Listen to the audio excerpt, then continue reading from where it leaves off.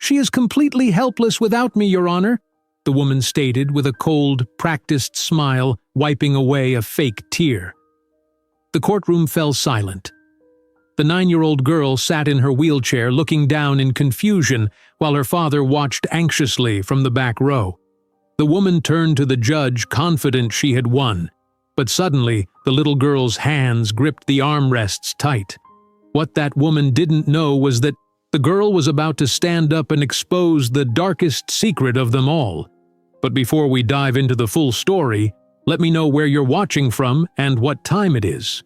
Now, subscribe to the channel and let's get started. You were so easy to fool, David. A lonely widower with money? You practically begged me to take everything from you. David Carter stood in his living room on Beacon Street in Boston, Massachusetts, staring at the woman he had married 2 years ago. Elena Rodriguez sat on the leather couch with her legs crossed. She was smiling, not a nervous smile, not an apologetic smile, a cold smile that made David feel sick to his stomach. In his hand, David held bank statements, papers that showed thousands of dollars missing from his business accounts, credit card bills for cards he never opened, charges for jewelry, clothes, and expensive dinners at restaurants he had never visited. "Elena, I trusted you," David said. His voice shook. "I gave you everything. I brought you into my home. I introduced you to my daughter." Elena laughed. It was a sound without warmth. "Your daughter. That quiet little blonde girl who does whatever adults tell her to do. Maya was easy too. Buy her a few presents, cook some dinners, and everyone thinks I am Mother of the Year." David's hands began to shake. He felt anger rising in his chest. But more than anger, he felt fear. Fear that he had been so blind. Fear that he had brought a dangerous person into Maya's life. But this confrontation happened after many months of lies. To understand how David and Elena reached this moment, we need to go back to the beginning. 3 months earlier, on a Tuesday morning in September, Maya Carter woke up in her bedroom in Boston. She was 9 years old with blonde hair and green eyes. Sunlight came through her window. She heard sounds from the kitchen downstairs. Elena was making breakfast. Maya got out of bed and put on her school uniform, blue pants and a white shirt. She looked at herself in the mirror and brushed her hair. She could smell eggs cooking downstairs. Maya walked down the stairs. Elena stood at the stove wearing a clean apron.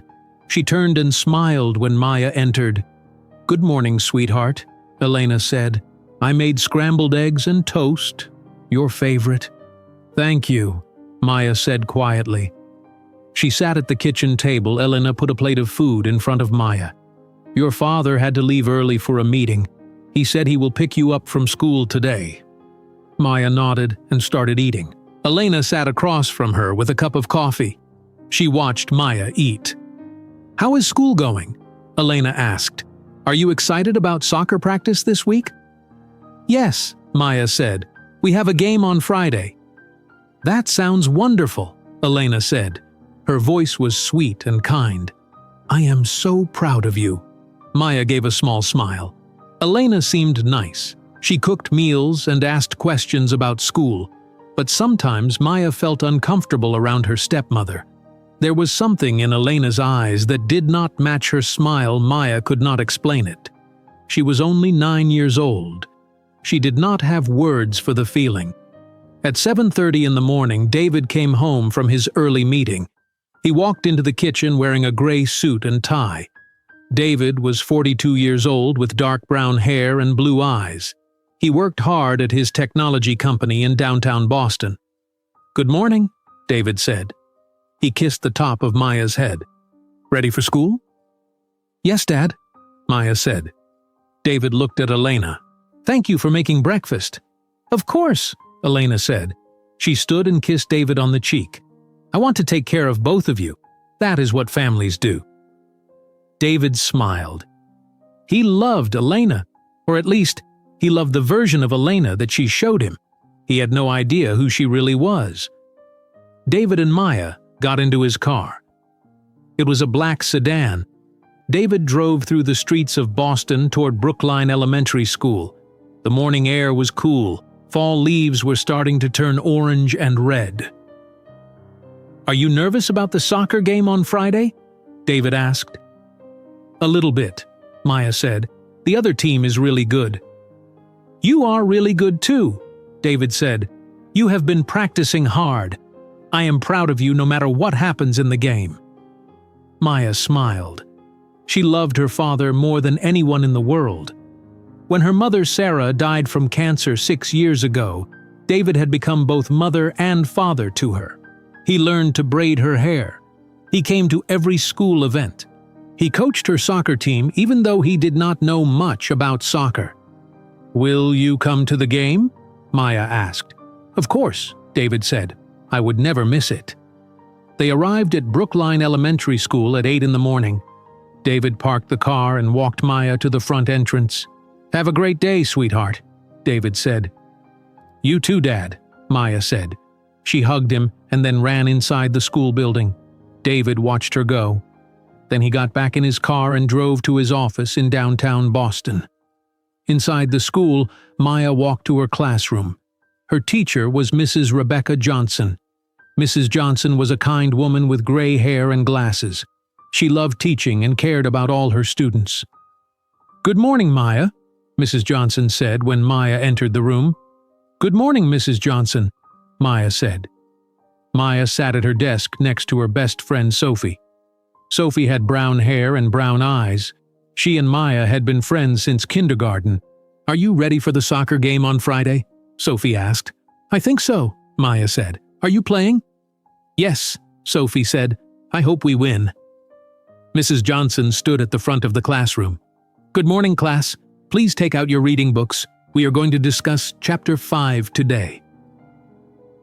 Maya opened her book. It was a story about a girl who went on an adventure. Maya loved reading. She raised her hand when Mrs. Johnson asked questions. She felt happy in school. She felt safe. At noon, David met Elena for lunch. They went to a small restaurant near his office in downtown Boston. Elena wore a blue dress and smiled when David arrived. "How is your day going?" Elena asked. "Busy," David said. "We have a big presentation tomorrow. I might have to work late tonight." "That is okay," Elena said. She reached across the table and held his hand. "I will make dinner for Maya. You do not need to worry about anything at home." David felt grateful. Elena seemed like the perfect partner. She took care of Maya. She kept the house clean. She never complained when he worked long hours. "Thank you," David said. "I do not know what I would do without you." Elena smiled. Inside her mind, she was thinking about David's credit cards. She was thinking about the money in his bank accounts. She was thinking about how much she could take before he noticed. After lunch, Elena went shopping.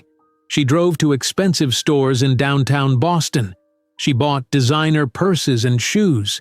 She used credit cards that David did not know about credit cards she had opened using his information. She spent $3,000 in 2 hours. Elena felt no guilt. She believed David's money should be hers. She had married him for this reason, not for love, not for family, only for money. That evening, David came home at 7. He walked through the front door and smelled food cooking. Elena was in the kitchen making chicken and vegetables. Maya sat at the dining room table doing her homework. "Hi, Dad," Maya said. "Hi, sweetheart," David said. He sat down next to her. "How was school?" "Good," Maya said. "We read a really interesting chapter in class today." Elena brought food to the table. They ate dinner together. Elena asked Maya questions about school. She asked David about work. She acted like a caring wife and stepmother. David and Maya had no idea she was lying about everything. After dinner, David went to his home office. He needed to prepare for the presentation the next day. He looked through papers on his desk. He noticed something strange. Some of his bank statements were missing. He usually kept them in a folder, but the folder was not complete. David felt confused. He thought maybe he had moved the statements somewhere else. He did not think much about it. He went back to preparing his presentation. On Sunday morning, David and Maya made pancakes together. This was their tradition. Every Sunday, they cooked breakfast while listening to music. Elena was still asleep upstairs. David poured pancake batter onto the hot pan. Maya stood next to him with a spatula. "Can I flip this one?" Maya asked. "Go ahead," David said. Maya carefully flipped the pancake. It landed perfectly in the pan. She smiled with pride. "Nice job," David said. They made a tall stack of pancakes and sat at the kitchen table together. David put butter and syrup on Maya's pancakes. "Dad," Maya said, "do you think Elena is happy living with us?" David looked at his daughter. "I think so. Why do you ask?" Maya shrugged. "I do not know. Sometimes she seems different when you are not around." "Different how?" David asked. Maya thought about it. She could not explain the feeling. "I do not know." "Never mind." David felt a small worry in his chest, but he pushed it away. He trusted Elena completely. That afternoon, while Elena was out shopping again, David decided to organize his office. He opened Elena's desk drawer looking for a stapler. Instead, he found papers, bank statements with his account numbers. But these statements showed transfers he did not recognize, money moving from his business accounts to accounts he had never seen before. David's heart started beating faster. He pulled out more papers, credit card statements in Elena's name.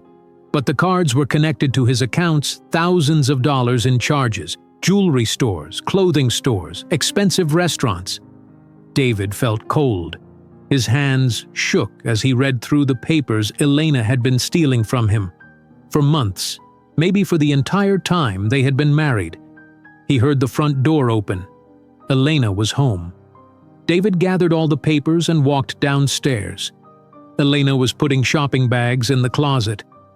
"Elena," David said. His voice was hard. "We need to talk, right now."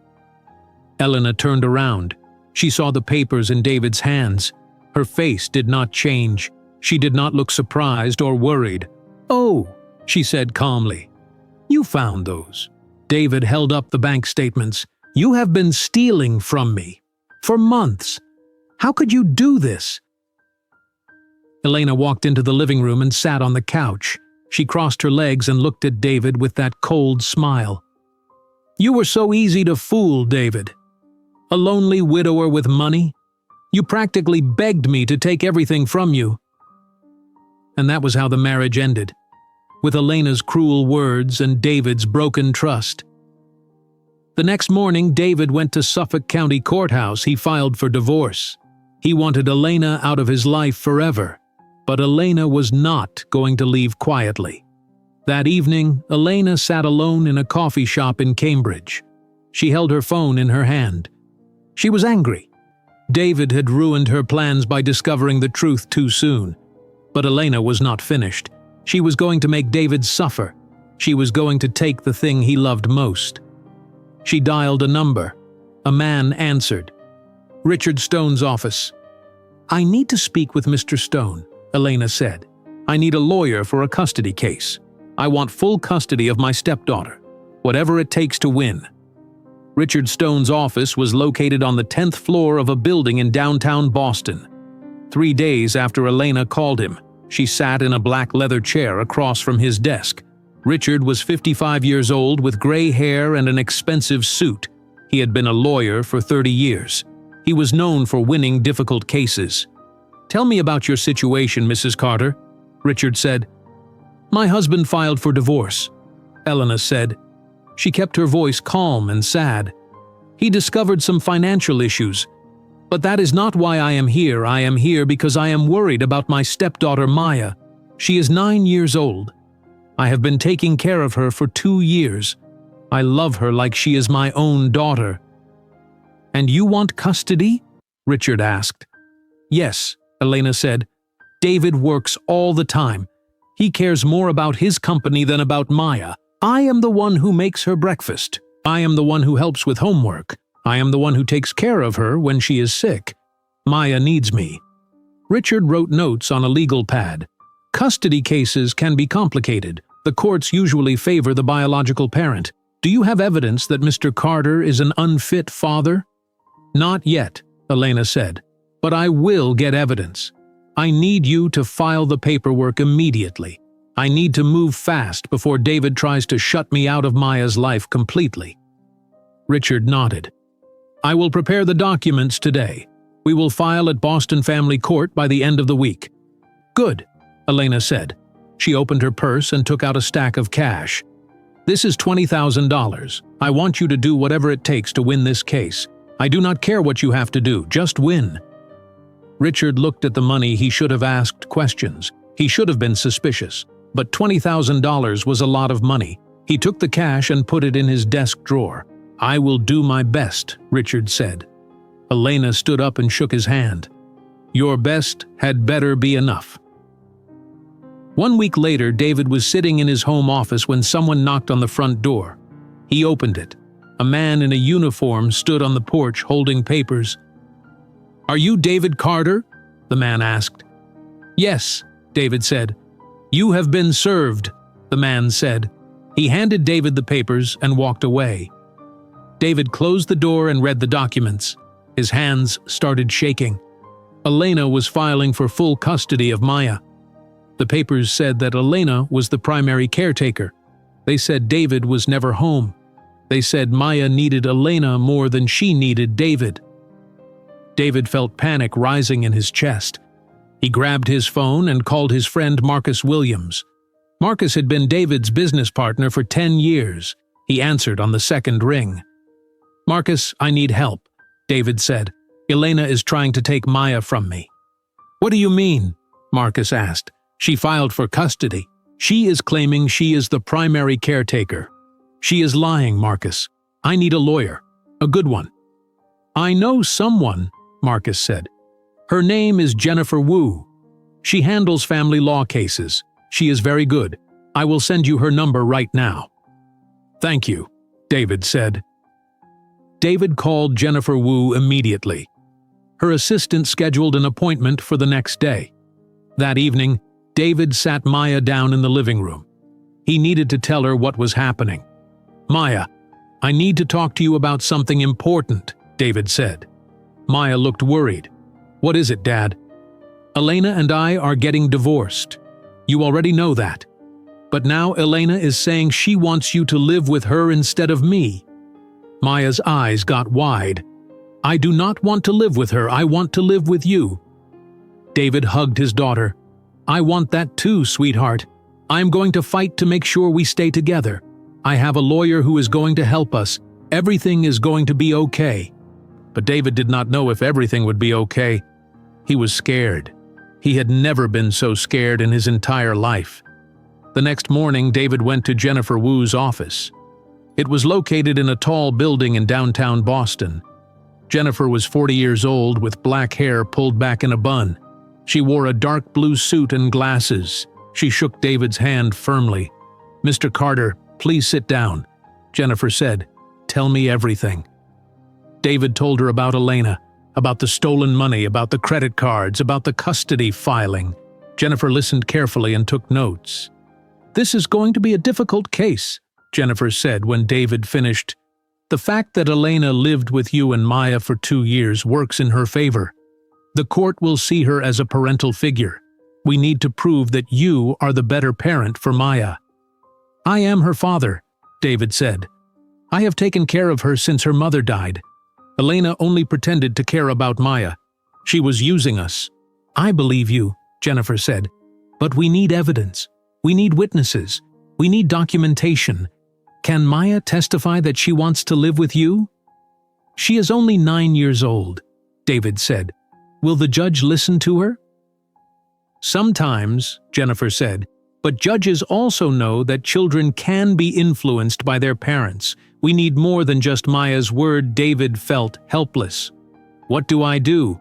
For now, keep doing everything you have been doing. Be the best father you can be. Document everything.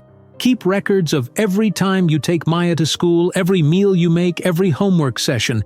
We need to show the court that you are the primary parent, not Elena. David nodded. I will do whatever it takes. That night, David had to work late. There was a problem at his company that needed immediate attention. He called Elena. Even though they were getting divorced, she was still living in the house until she found her own apartment. "Elena, I have to stay at the office late tonight," David said. "Can you make sure Maya has dinner and goes to bed on time?" "Of course," Elena said sweetly. "Do not worry about anything." David felt uncomfortable asking Elena for help, but he had no other choice. His sister Claire lived in Maine. His parents had passed away years ago. He had no family nearby. At 8 o'clock that night, Maya was in her bedroom reading a book.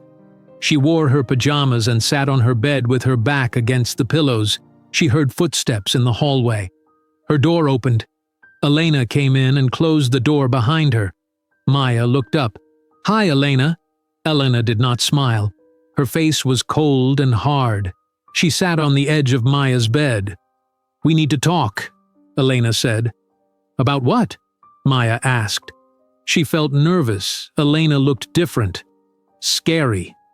"Your father thinks he can throw me away like garbage," Elena said. "He thinks he can divorce me and keep all his money and keep you. But I am not going to let that happen." "I do not understand," Maya said quietly. Elena leaned closer. "I am going to explain something to you, and you are going to listen very carefully tomorrow morning. You are going to wake up and tell your father that you cannot move your legs. You are going to say they feel numb and heavy. Do you understand?" Maya stared at Elena. "But that is not true. My legs are fine." "I do not care if it is true," Elena said. Her voice was sharp. "You are going to say it anyway, and then I am going to call an ambulance. The doctors are going to put you in a wheelchair. You are going to sit in that wheelchair every single day and pretend you cannot walk." "No," Maya said. Tears filled her eyes. "I do not want to do that." Elena grabbed Maya's arm, not hard enough to leave a bruise, but hard enough to scare her. "You do not have a choice. If you tell anyone the truth, I will make sure you never see your father again. I will tell the police that your father hurt you. They will put him in jail. Do you want your father to go to jail?" "No," Maya whispered. "Then you will do exactly what I tell you," Elena said. "Nobody believes children when they speak against adults. I am very good at making people believe me. If you say one word about this conversation, I will destroy your father's life. Do you understand?" Maya was crying now. She was terrified. She was only 9 years old. She did not know what to do. "Do you understand?" Elena repeated. "Yes," Maya said through her tears. "Good," Elena said. She stood up and walked to the door. "Stop crying. Go to sleep. Tomorrow is going to be a very important day." Elena left the room and closed the door. Maya sat in her bed, shaking. She wanted to call her father. She wanted to tell him what Elena said, but she was too scared. What if Elena was telling the truth? What if they put her father in jail? Maya could not let that happen. She lay down and pulled the blanket over her head. She cried until she fell asleep. The next morning, Maya woke up when she heard her father's voice. "Maya, time for school," David called from downstairs. Maya's heart was pounding. She remembered everything Elena said. She did not want to lie to her father, but she was too afraid to tell the truth. Elena appeared in the doorway. "Tell him," she mouthed silently. Maya took a deep breath. "Dad?" she called out. Her voice shook. "Dad, something is wrong. I cannot feel my legs." David ran up the stairs. He burst into Maya's room. "What do you mean you cannot feel your legs?" Maya started crying. "They feel strange. I cannot move them." Elena rushed in behind David. "Oh my God! Maya, what happened?" "I do not know," Maya said. The lies felt horrible in her mouth, but she kept talking because she was too scared to stop. "I just woke up and they do not work." Elena grabbed her phone. "I am calling an ambulance right now." David sat on the bed next to Maya. He looked terrified. "It is going to be okay, sweetheart. We are going to get you to a hospital." They are going to figure out what is wrong." Maya looked at her father's face. She saw how scared he was. She wanted to tell him the truth. But then she saw Elena watching from the doorway with cold eyes. Maya stayed quiet. 15 minutes later, an ambulance arrived at the house on Beacon Street. 2 paramedics came inside with a stretcher. Elena was crying. She told them that Maya must have fallen during the night. She said Maya could not move her legs at all. The paramedics carefully moved Maya onto the stretcher. David rode in the ambulance with her. Elena followed in her car. At Massachusetts General Hospital, doctors examined Maya. They took x-rays of her spine. They tested her reflexes. They checked her nerves. Everything looked normal. A doctor named Dr. Patterson came into the examination room. "I have good news. All of Maya's tests came back normal. Her spine looks healthy. Her nerves look healthy. There is no physical reason why she should not be able to move her legs." "Then why can she not move them?" Elena demanded.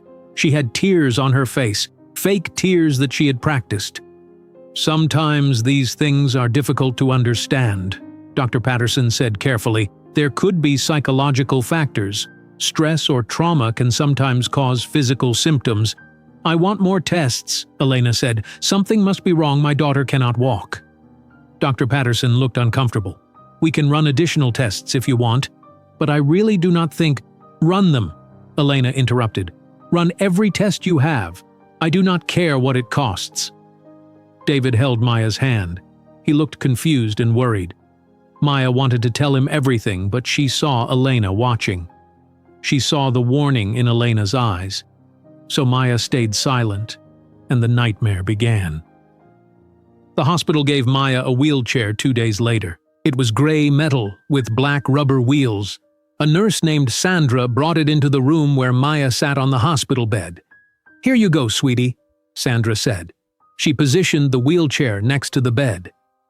"This will help you get around until the doctors figure out what is going on with your legs." Maya looked at the wheelchair. She felt sick. Her legs worked perfectly fine, but she could not say that. Elena stood in the corner of the room watching everything. David helped Maya move from the bed into the wheelchair. His hands were gentle, but Maya could see worry on his face. He had barely slept in 2 days. His eyes had dark circles underneath. "How does it feel?" David asked. "Okay," Maya whispered. She could barely look at him. Dr. Patterson came into the room holding a clipboard. "Mr. Carter, Mrs. Carter, can I speak with you both in the hallway?" Elena and David stepped outside. Maya sat alone in the wheelchair. She heard their voices through the open door. "I have reviewed all of Maya's test results," Dr. Patterson said. "Everything is normal. Her spine, her nerves, her muscles. Physically, there is no reason she cannot walk." "Then what is wrong with her?" Elena asked. Her voice sounded worried and sad, but Maya knew it was fake. "I think Maya should see a neurologist and possibly a psychologist," Dr. Patterson said. "Sometimes the mind can create physical symptoms when a person is under stress. Has anything traumatic happened recently?" "We are going through a divorce," David said quietly. "Maybe that is affecting her." "That could definitely be a factor," Dr. Patterson said. "Children process stress in different ways. I will give you referrals for specialists. In the meantime, Maya can go home. She will need physical therapy and follow-up appointments." Elena wiped her eyes. "This is so difficult, my poor baby." David looked at Elena. Maya could hear the doubt in his voice. "When exactly did this happen? You said she woke up and could not move her legs?" "Yes," Elena said firmly. "I went to check on her in the morning and she told me something was wrong." David did not respond. Maya heard footsteps. They came back into the room. "Maya, you are going to come home with me," Elena said. She walked over and put her hand on Maya's shoulder. Maya flinched. "Your father can visit you, but you need constant care right now. I am going to take care of you." "Wait," David said. "Maybe Maya should come home with me. I can work from home. I can take care of her." "You have been working late every night," Elena said. Her voice was sharp now. I am the one who has been here at the hospital with Maya while you were at business meetings. She needs someone who will put her first." David looked hurt. "That is not fair, Elena. I was at one meeting. I have been here every other moment." "We can discuss this at the custody hearing," Elena said coldly. "But right now Maya is coming with me." David turned to Maya. "Sweetheart, is that what you want? Do you want to stay with Elena?" Maya opened her mouth. She wanted to say no. She wanted to say she wanted to stay with her father.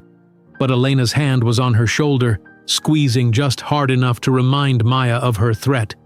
"It is okay, Dad," Maya said quietly. "Elena can take care of me." David's face fell.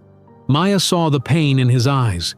She wanted to take back the words, but it was too late. Elena smiled. "See? Maya knows what is best for her." 2 days later, Elena brought Maya to her new apartment in Cambridge. It was small, 1 bedroom, 1 bathroom, and a tiny kitchen.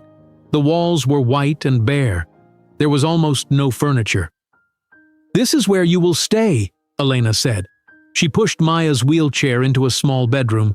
There was a bed, a dresser, and nothing else. The window had bars on it. "Why are there bars?" Maya asked. "The apartment came that way," Elena said. "Now listen to me carefully.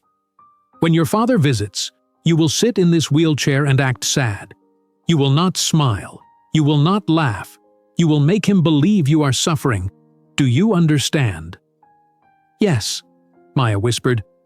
"If you mess this up, I will make sure you never see him again," Elena said. "Remember what I told you. I will tell the police he hurt you." Maya nodded. She was too scared to cry anymore. 3 weeks later, the first custody hearing took place at Boston Family Court. The courtroom was large with wooden benches and tall windows. Judge Patricia Morrison sat at the front behind a high desk. She was 60 years old with short gray hair and glasses. David sat at a table with his lawyer Jennifer Wu. Elena sat at another table with Richard Stone. Maya was not required to attend this first hearing. Judge Morrison looked at the papers in front of her. "This is a custody hearing for Maya Carter, age 9. Mrs. Rodriguez is seeking full custody. Mr. Carter is contesting. Mrs. Rodriguez, your attorney may begin." Richard Stone stood up. "Your Honor, my client has been the primary caretaker of Maya Carter for 2 years. She has cooked her meals, helped with homework, and provided emotional support. Recently, Maya suffered a medical crisis. She woke up unable to walk. She is now confined to a wheelchair. During this difficult time, Mrs. Rodriguez has been the one caring for Maya, while Mr. Carter has been focused on his business." Judge Morrison looked at David. "Mr. Carter, is this true? Were you not present when Maya had her medical emergency?" David stood up. "Your Honor, I was at work when it happened, but I rushed to the hospital immediately. I have been with Maya every day since then. Yet Maya is currently living with Mrs. Rodriguez, not with you," Judge Morrison said. "That was Elena's decision, not mine," David said.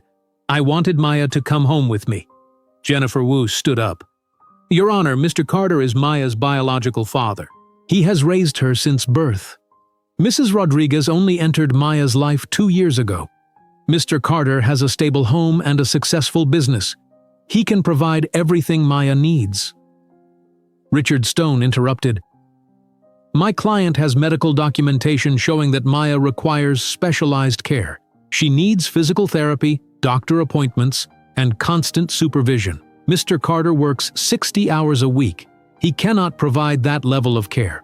I can work from home," David said. "I can reduce my hours. I will do whatever Maya needs." Judge Morrison held up her hand. "I have read the medical reports. They show that Maya cannot walk and the cause is unclear. This is a serious situation. Mrs. Rodriguez, what are you requesting from the court?" Elena stood up. She wore a black dress and had tears in her eyes. "Your Honor, I love Maya like she is my own daughter. I am requesting full custody and financial support of $50,000 per month to cover her medical expenses, equipment, and care." David's eyes went wide. $50,000? That is insane. "Mr. Carter, please control yourself," Judge Morrison said. Mrs. Rodriguez, that is a substantial amount. Can you provide documentation of these expenses? Yes, Your Honor, Richard said. He handed papers to the judge. These documents show the cost of Maya's wheelchair, physical therapy sessions, doctor visits, and medications. We also need to hire a full-time nurse. Jennifer Wu looked at the papers. Your Honor, I would like time to review these documents and verify their accuracy. Granted, Judge Morrison said. This hearing is continued for 3 weeks. In the meantime, Maya will remain with Mrs. Rodriguez. Mr. Carter will have visitation rights twice per week for 2 hours each visit. Mrs. Rodriguez must be present during all visits. David felt his heart sink. Your Honor, please. Maya should be with me. I am her father. I understand your concern, Mr. Carter, Judge Morrison said. But right now, Maya needs medical care and stability. We will reconvene in 3 weeks. This hearing is adjourned. The judge hit her gavel on the desk. Elena smiled at David. It was a cold, victorious smile. That evening, David went to visit Maya at Elena's apartment. It was his first scheduled visitation. He knocked on the door at 6 o'clock. Elena answered. You have 2 hours, Elena said. I will be in the room the entire time. David walked inside. Maya sat in her wheelchair in the living room. She looked thin and pale. She wore a gray sweater that was too big for her. Hi, sweetheart, David said. He knelt down next to the wheelchair and hugged her. Hi, Dad, Maya said quietly. David pulled back and looked at her face. How are you feeling? Are they treating you okay here? Maya glanced at Elena. Elena was sitting on the couch watching them. I am fine. Are you eating enough? You look like you lost weight, David said. She eats plenty, Elena interrupted. I make her 3 meals a day. David ignored Elena. He focused on Maya. I brought you something. He pulled a book out of his bag. It was one of Maya's favorite books about animals. I thought maybe we could read together. Maya took the book. Thank you, Dad. They sat together, and David read to Maya. But the whole time, Elena watched from the couch. Maya barely reacted to the story. She did not smile or laugh at the funny parts. She just sat there looking sad and empty. When 2 hours passed, Elena stood up. Time is up. You need to leave now. David hugged Maya again. I love you so much, sweetheart. I am fighting to bring you home. Just hold on, okay? Maya nodded but did not say anything. After David left, Elena locked Maya in the small bedroom. You did well tonight, Elena said. Keep acting sad and hopeless. The judge needs to see that you need me, not your father. Elena closed the door. Maya heard the lock click. She was trapped. The next morning, Elena drove to a small medical clinic in Dorchester. The clinic was in an old building with cracked paint on the walls. She walked inside and told the receptionist she had an appointment with Dr. Samuel Harris. Dr. Harris was 50 years old, with gray hair and tired eyes. He brought Elena into his office and closed the door. You said you needed help with something, Dr. Harris said.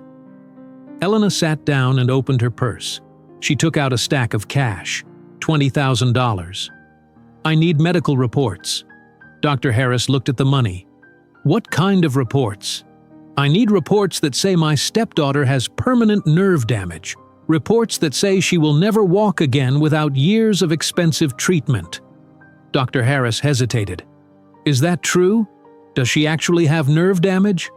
Does it matter? Elena asked. She pushed the money across the desk. You have gambling debts. I know about them. This money can solve your problems. All you have to do is write some reports. Dr. Harris stared at the cash. He needed that money desperately. He owed dangerous people. If anyone finds out, no one will find out, Elena said. You are a doctor. Your word means everything. The court will believe you. Dr. Harris picked up the money. What exactly do you want the reports to say? Elena smiled. 1 week later, Elena submitted the fake medical reports to Judge Morrison. The reports said Maya had severe nerve damage. They said she would need years of physical therapy. They said she might never walk normally again. Jennifer Wu received copies of the reports. She brought them to David's house that evening. "Something does not feel right about these," Jennifer said. She spread the papers on David's kitchen table. "I spoke to Dr. Patterson at Massachusetts General. He said Maya's tests were completely normal. Now suddenly this Dr. Harris says she has permanent damage?" "Elena is lying about something," David said. "I know she is, but I cannot prove it." "I am going to have an independent doctor review these reports," Jennifer said. "But that will take time, and time is something we do not have much of." David put his head in his hands. "What if I lose her? What if the judge believes Elena?" "We are not going to lose," Jennifer said firmly.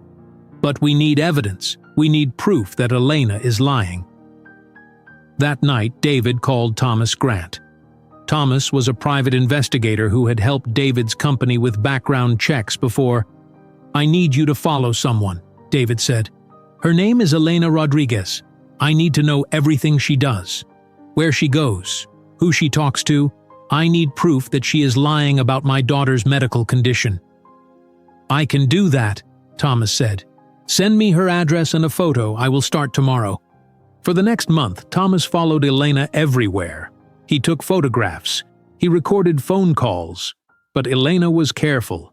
She never made mistakes in public. She always acted like a devoted mother when people were watching. At Brookline Elementary School, Mrs. Rebecca Johnson sat at her desk during lunch hour. She was worried about Maya. Maya had been absent for weeks. Mrs. Johnson picked up her phone and called David. "Mr. Carter, this is Mrs. Johnson. I wanted to check on Maya. Is she all right?" David sighed. "She is having some medical issues. She is living with my ex-wife right now during our custody battle." "I see," Mrs. Johnson said. "When Maya comes back to school, please let me know. I want to make sure she has all the support she needs." "Thank you, Mrs. Johnson," David said. But Mrs. Johnson had a bad feeling. Something was very wrong. She could feel it. Mrs. Johnson decided to visit Maya herself. 3 days later, on a Thursday afternoon, she drove to the address Elena had provided to the school. It was the apartment in Cambridge. Mrs. Johnson knocked on the door at 4 o'clock. Elena opened the door. She smiled warmly. "Mrs. Johnson, what a surprise! Please come in." Mrs. Johnson stepped inside. The apartment was small and dark. She saw Maya sitting in her wheelchair by the window. Maya looked even thinner than she remembered. "Maya, your teacher is here to see you," Elena said sweetly. Maya turned her head. "Hi, Mrs. Johnson." Mrs. Johnson walked over and knelt beside the wheelchair. "Hello, Maya. I have missed you at school. How are you feeling?"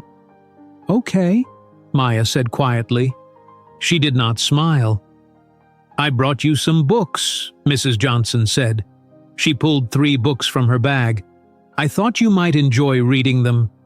"Thank you," Maya whispered. Mrs. Johnson looked into Maya's eyes. The bright, curious girl she knew was gone. This Maya looked empty and afraid. "Do you think you will come back to school soon?" "I do not know," Maya said. She glanced at Elena, who was standing nearby watching. "Maya needs to focus on her physical therapy right now," Elena said. "School will have to wait." Mrs. Johnson stood up. Something felt very wrong about this situation, but she did not know what to do. She said goodbye and left the apartment. In her car, she sat for a moment before starting the engine. She decided to call David again. 6 months passed. The custody battle dragged on. Every 3 weeks there was another hearing at Boston Family Court. Elena arrived at each hearing with more papers, more bills, more medical reports from Dr. Harris. Each report said Maya's condition was not improving. Each report said she needed more treatment. At the 6th hearing in late October, Elena took the witness stand. She wore a navy blue dress and pearl earrings. Richard Stone stood beside her. "Mrs. Rodriguez, can you describe your daily routine caring for Maya?" Richard asked. Elena's voice was soft and sad. I wake up at 6 in the morning. I help Maya get dressed because she cannot do it herself. I make her breakfast. I give her medications. 3 times a week I take her to physical therapy. I help her with schoolwork at home because she cannot attend regular school at night. I help her bathe and get into bed. It is exhausting, but I love that little girl. I would do anything for her. Tears rolled down Elena's face. Judge Morrison handed her a tissue. Thank you, Mrs. Rodriguez, Richard said. No further questions. Jennifer Wu stood up. Mrs. Rodriguez, you said Maya cannot attend school, but has she shown any improvement at all in 6 months? Small improvements, Elena said. She can sometimes move her toes. The doctors say it will take years before she can walk again, if ever. Have you considered getting a second opinion from another neurologist? Jennifer asked. We have seen 3 different specialists, Elena said. They all agree with Dr. Harris. Jennifer looked frustrated. She had tried to contact these specialists, but their offices said patient information was confidential. Without Maya's consent or a court order, Jennifer could not access the real medical records. David sat in the back of the courtroom. He had lost 15 pounds. His face was pale. He looked exhausted. He watched Elena cry on the witness stand and felt rage building inside him. He knew she was lying, but he could not prove it. Judge Morrison looked at her notes. I am concerned about the mounting costs. Mrs. Rodriguez is requesting $50,000 per month. Mr. Carter's financial expert testified that this amount is excessive. Richard Stone stepped forward. Your Honor, with respect, Maya needs round-the-clock care. She needs expensive equipment. She needs medications. She needs therapy. These costs are real and documented. I will take this under advisement, Judge Morrison said. We will reconvene in 3 weeks. Mr. Carter, you may continue your twice-weekly visits. The hearing ended. David walked out of the courtroom feeling defeated. Jennifer followed him into the hallway. She is winning, David said. His voice cracked. The judge believes every word Elena says. We still have time, Jennifer said. Thomas is still following her. Maybe he will find something. He has been following her for months and found nothing, David said. Elena is too careful. Then we need to try something else, Jennifer said. What about Maya? Have you tried talking to her alone? Elena is always in the room during visits, David said. She never leaves us alone for even 1 minute. Jennifer put her hand on David's shoulder. Do not give up. Maya needs you to keep fighting. That evening, David went to visit Maya. Elena opened the door with her usual cold expression when no one else was watching. 2 hours, Elena said, not 1 minute more. David walked into the living room. Maya sat in her wheelchair wearing a brown sweater. Her blonde hair needed washing. Her eyes looked empty. Hi, sweetheart, David said. He hugged her carefully. Hi, Dad, Maya whispered. David pulled a chair close to the wheelchair. I brought you something. He took out a photo album. I thought we could look at pictures together. Remember when we went to the beach last summer? Maya looked at the photos. There were pictures of her and David building sandcastles, pictures of her running in the waves, pictures of her laughing. That felt like a different lifetime ago. I miss those days, David said quietly. I miss hearing you laugh. Maya's eyes filled with tears. I miss them too, Dad. Elena stood up from the couch. Maya, do you need water? Your throat sounds dry. It was not a real question. It was a warning. Maya wiped her eyes and nodded. Elena went to the kitchen for 30 seconds. David and Maya were alone. David leaned close. Maya, please tell me what is happening, David whispered urgently. I know something is wrong. You can tell me. I will protect you. Maya opened her mouth. She wanted to tell him everything, but then she heard Elena's footsteps returning. The words died in her throat. Here you go, Elena said. She handed Maya a glass of water and sat back down on the couch. Her eyes were fixed on both of them. The rest of the visit was silent. David tried to talk about school and books and soccer, but Maya barely responded. When 2 hours passed, Elena stood up. "Time to go," Elena said. David hugged Maya one more time. "I love you so much, never forget that." "I love you too, Dad," Maya said. Her voice was so quiet David almost could not hear it. After David left, Elena grabbed Maya's wheelchair and pushed it roughly toward the bedroom. "You almost said something to him. I saw your face." "I did not say anything," Maya said. She was crying. "You better not," Elena said. She pushed Maya into the small bedroom. "You are nothing. You are a stupid little girl that nobody would believe. If you ever tell your father the truth, I will make sure he suffers. Do you understand me?" "Yes," Maya sobbed. Elena slammed the door and locked it. Maya sat in the wheelchair in the dark room. She had only eaten bread and water that day. Her stomach hurt from hunger. She felt hopeless. She wondered if her life would always be this way. At his house in Brookline, David could not sleep. It was 2 in the morning. He sat at his kitchen table surrounded by law books and case files. He read about custody battles. He read about parental rights. He read about how to prove someone is lying in court. His phone rang. It was Marcus. "David, it is 2 in the morning. Why are you answering your phone?" "You should be sleeping," Marcus said. "I cannot sleep," David said. "The final hearing is scheduled for December 15th. That is only 6 weeks away. If I do not find proof that Elena is lying by then, I am going to lose Maya."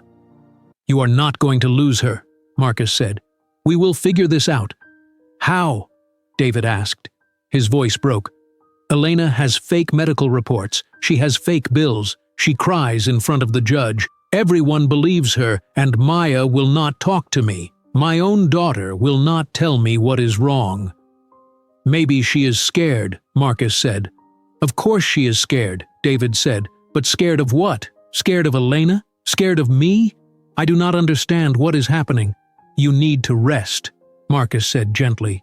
"You cannot help Maya if you make yourself sick." David hung up the phone, but he did not go to bed.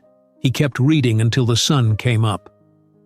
At Brookline Elementary School, Mrs. Johnson thought about Maya every day she had visited the apartment twice more. Each time Maya looked worse, thinner, sadder, more afraid. Mrs. Johnson called David again on a Monday morning. "Mr. Carter, I am very worried about Maya," Mrs. Johnson said. "Something is not right. The way she looks, the way she acts. It does not seem like a normal medical situation." "I know," David said. "I feel the same way, but I cannot prove anything is wrong."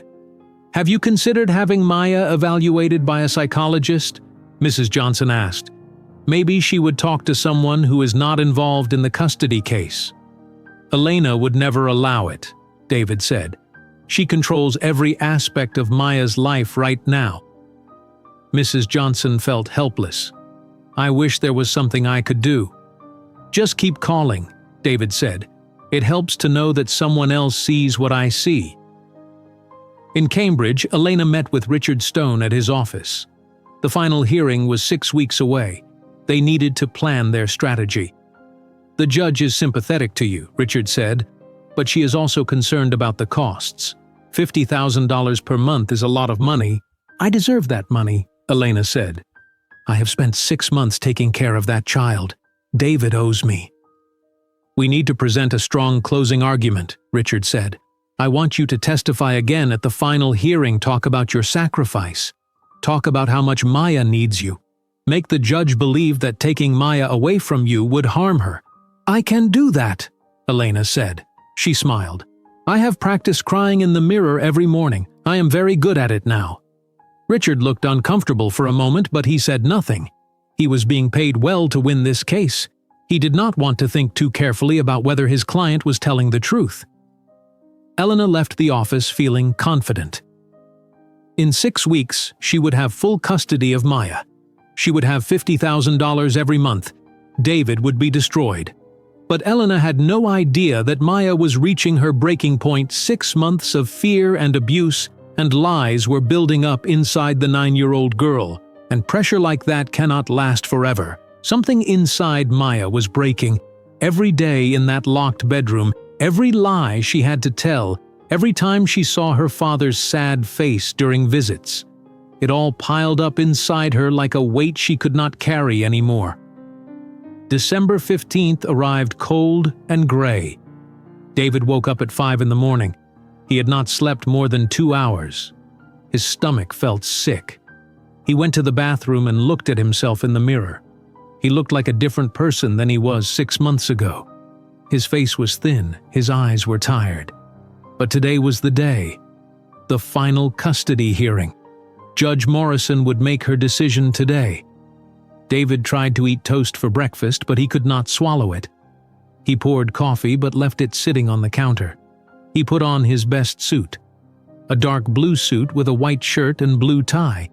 He wanted to look professional. He wanted to look like a good father. At 6:30 in the morning, David's phone rang. It was Jennifer Wu. "Are you ready?"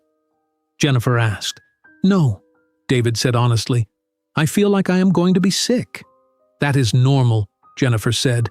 "But you need to stay calm in the courtroom, no matter what Elena says. Do not react.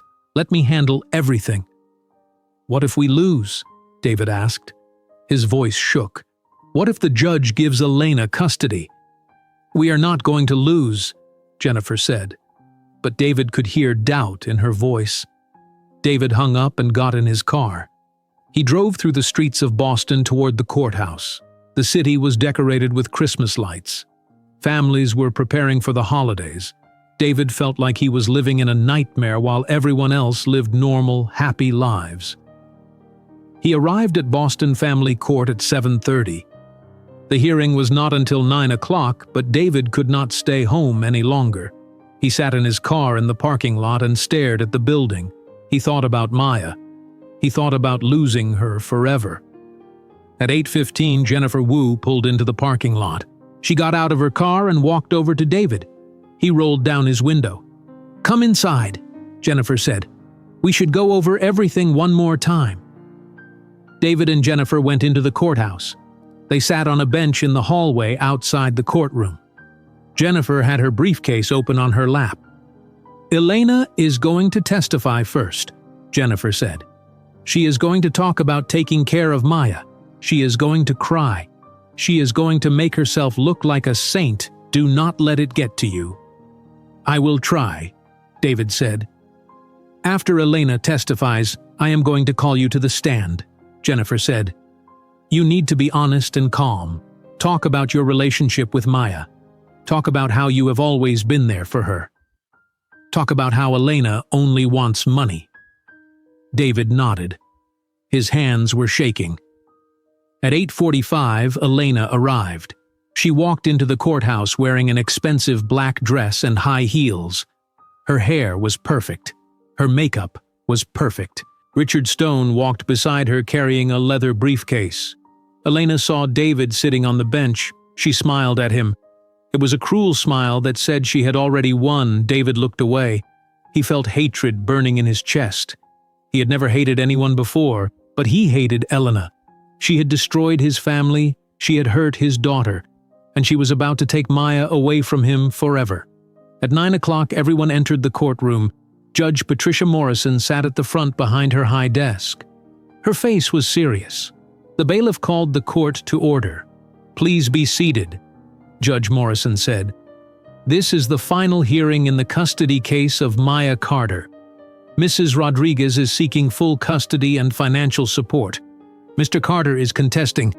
Before we begin, I want to say that I have reviewed all the evidence and testimony from the past 6 months. I will make my final decision today." David felt his heart pounding. This was it. Maya was brought into the courtroom by a court officer. She sat in her wheelchair in the front row. She wore a gray dress that hung loosely on her thin body. Her blonde hair looked dull. Her green eyes looked empty. She did not look at anyone. "Mrs. Rodriguez, please take the witness stand," Judge Morrison said. Elena stood up and walked to the front of the courtroom. She put her hand on the Bible and swore to tell the truth. Then she sat down in the witness chair. Richard Stone stood beside her. "Mrs. Rodriguez, Can you tell the court about your relationship with Maya? Richard asked. Elena's voice was soft and emotional. I have loved Maya from the moment I met her. She was a sweet little girl who had lost her mother. I wanted to be there for her. I wanted to give her the love and care she deserved. For 2 years, I was her mother in every way that mattered. I cooked her meals. I helped with her homework. I tucked her into bed every night. I loved her. Tears filled Elena's eyes. She pulled a tissue from her pocket and dabbed at her face.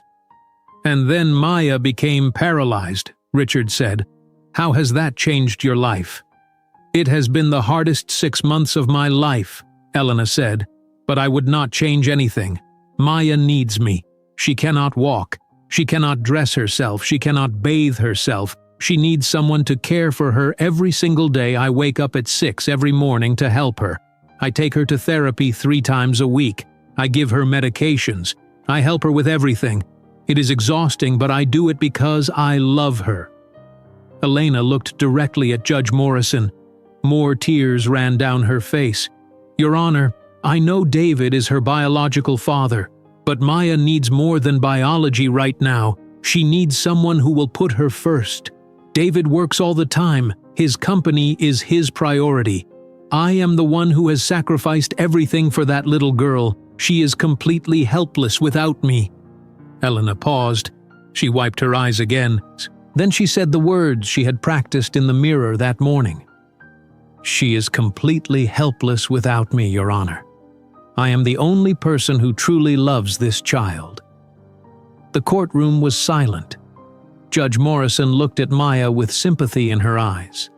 David sat in the back row. He heard Elena's words and felt like someone had stabbed him in the chest.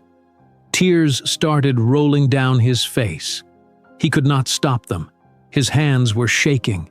He gripped the edge of the wooden bench in front of him. He felt like his world was collapsing. He was going to lose Maya. Elena was going to win. Maya sat in her wheelchair in the front row. She stared at her hands folded in her lap. She had heard Elena's lies so many times that they almost did not hurt anymore. Almost, but then she heard something, a sound from the back of the courtroom. She turned her head slowly. She saw her father. David was crying, real tears, not fake tears like Elena's, real pain on his face. His whole body was shaking. He looked broken. Maya felt something shift inside her chest. For 6 months, she had stayed silent because Elena said it would protect her father. Elena said if Maya told the truth, David would go to jail. Elena said adults always win against children. Elena said no one would believe her. But looking at her father now, Maya realized Elena had lied about that too. Staying silent was not protecting David. It was destroying him. He was suffering because of her silence. He thought she wanted to be with Elena. He thought she did not love him anymore. Maya felt something growing inside her. It started small, like a tiny flame. Then it grew bigger and hotter. It was courage. It was anger. It was the truth trying to break free after 6 months of being buried. Maya's hands gripped the armrests of the wheelchair. Her heart was beating fast. Her whole body was shaking. Everyone in the courtroom was looking at Elena. No one was paying attention to Maya. Elena was still talking. Your Honor, I am asking for full custody and $50,000 per month to provide Maya with the care she needs. David can have supervised visitation if… Maya took a deep breath. Her legs were shaking, but they were strong. She pushed her hands down on the armrests. She lifted herself up. She stood on her own 2 feet. Time seemed to slow down. Maya pointed her finger at Elena. Her voice came out loud and clear. All the fear that had kept her silent for 6 months disappeared. She shouted, "My stepmother is lying!" Everyone in the courtroom froze. Judge Morrison's eyes went wide. Elena's mouth fell open. Richard Stone dropped his pen. David jumped to his feet. Maya's voice got even louder. I can walk.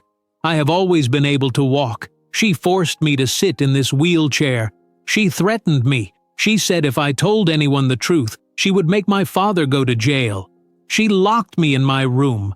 She only gave me bread and water some days. Everything she said is a lie." The courtroom exploded. People started shouting. Judge Morrison grabbed her gavel and slammed it on the desk over and over. "Order! Order in this court!" Judge Morrison shouted. Elena's face turned completely white. All the color drained from her skin. She stood up from the witness chair. "No, she is lying. The child is confused. Your Honor, please." "Sit down, Mrs. Rodriguez," Judge Morrison commanded. David was running down the aisle toward Maya.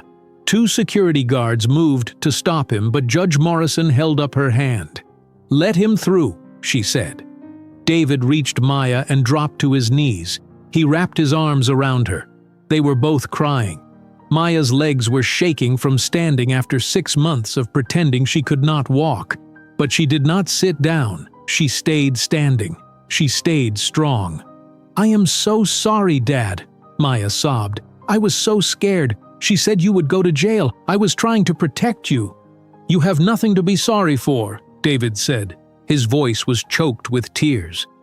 "You are so brave. You are so brave, sweetheart." Jennifer Wu was on her feet immediately.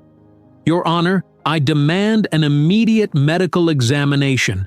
We need doctors to verify that Maya can walk and has been able to walk this entire time." Judge Morrison was already reaching for her phone. "Bailiff, call Boston Children's Hospital. I want 2 doctors here within the hour. Mrs. Rodriguez, sit down and do not say another word." Elena was standing at the witness stand. Her hands were shaking. Her perfect makeup was running down her face. "This is a mistake. She must have had a spontaneous recovery. Medical miracles happen. Your Honor, you have to believe me." "I said sit down!" Judge Morrison's voice was like thunder. Richard Stone looked shocked. He stared at Elena with his mouth open. "Did you know about this? Did you know she was lying?" Elena did not answer. She stumbled back to her seat. Her confident smile was gone. She looked terrified. Judge Morrison slammed her gavel one more time. "This court is in recess until the medical examination is complete. No one leaves this building." Security guards stood at every exit of the courtroom. No one was allowed to leave. David stayed on his knees next to Maya. Holding her hands, Maya was still standing. Her legs were shaky but strong. Elena sat at her table with her head down. Her hands covered her face. Richard Stone moved his chair away from her. He looked angry and shocked. Judge Morrison spoke into her phone. "I need 2 doctors from Boston Children's Hospital at the courthouse immediately. This is an emergency." "Yes, I will hold." Jennifer Wu walked over to David and Maya. She knelt down beside them. "Maya, you are incredibly brave. Can you tell me what happened? Why did you pretend you could not walk?" Maya looked at her father. David nodded. "It is okay, sweetheart. You can tell her everything. You are safe now." Maya took a deep breath. Her voice was still shaking. "Elena came into my bedroom one night. Dad was working late. She told me I had to pretend I was paralyzed. She said if I did not do it, she would tell the police that Dad hurt me. She said they would put him in jail. She said no one would believe a child over an adult." "When did this happen?" Jennifer asked gently.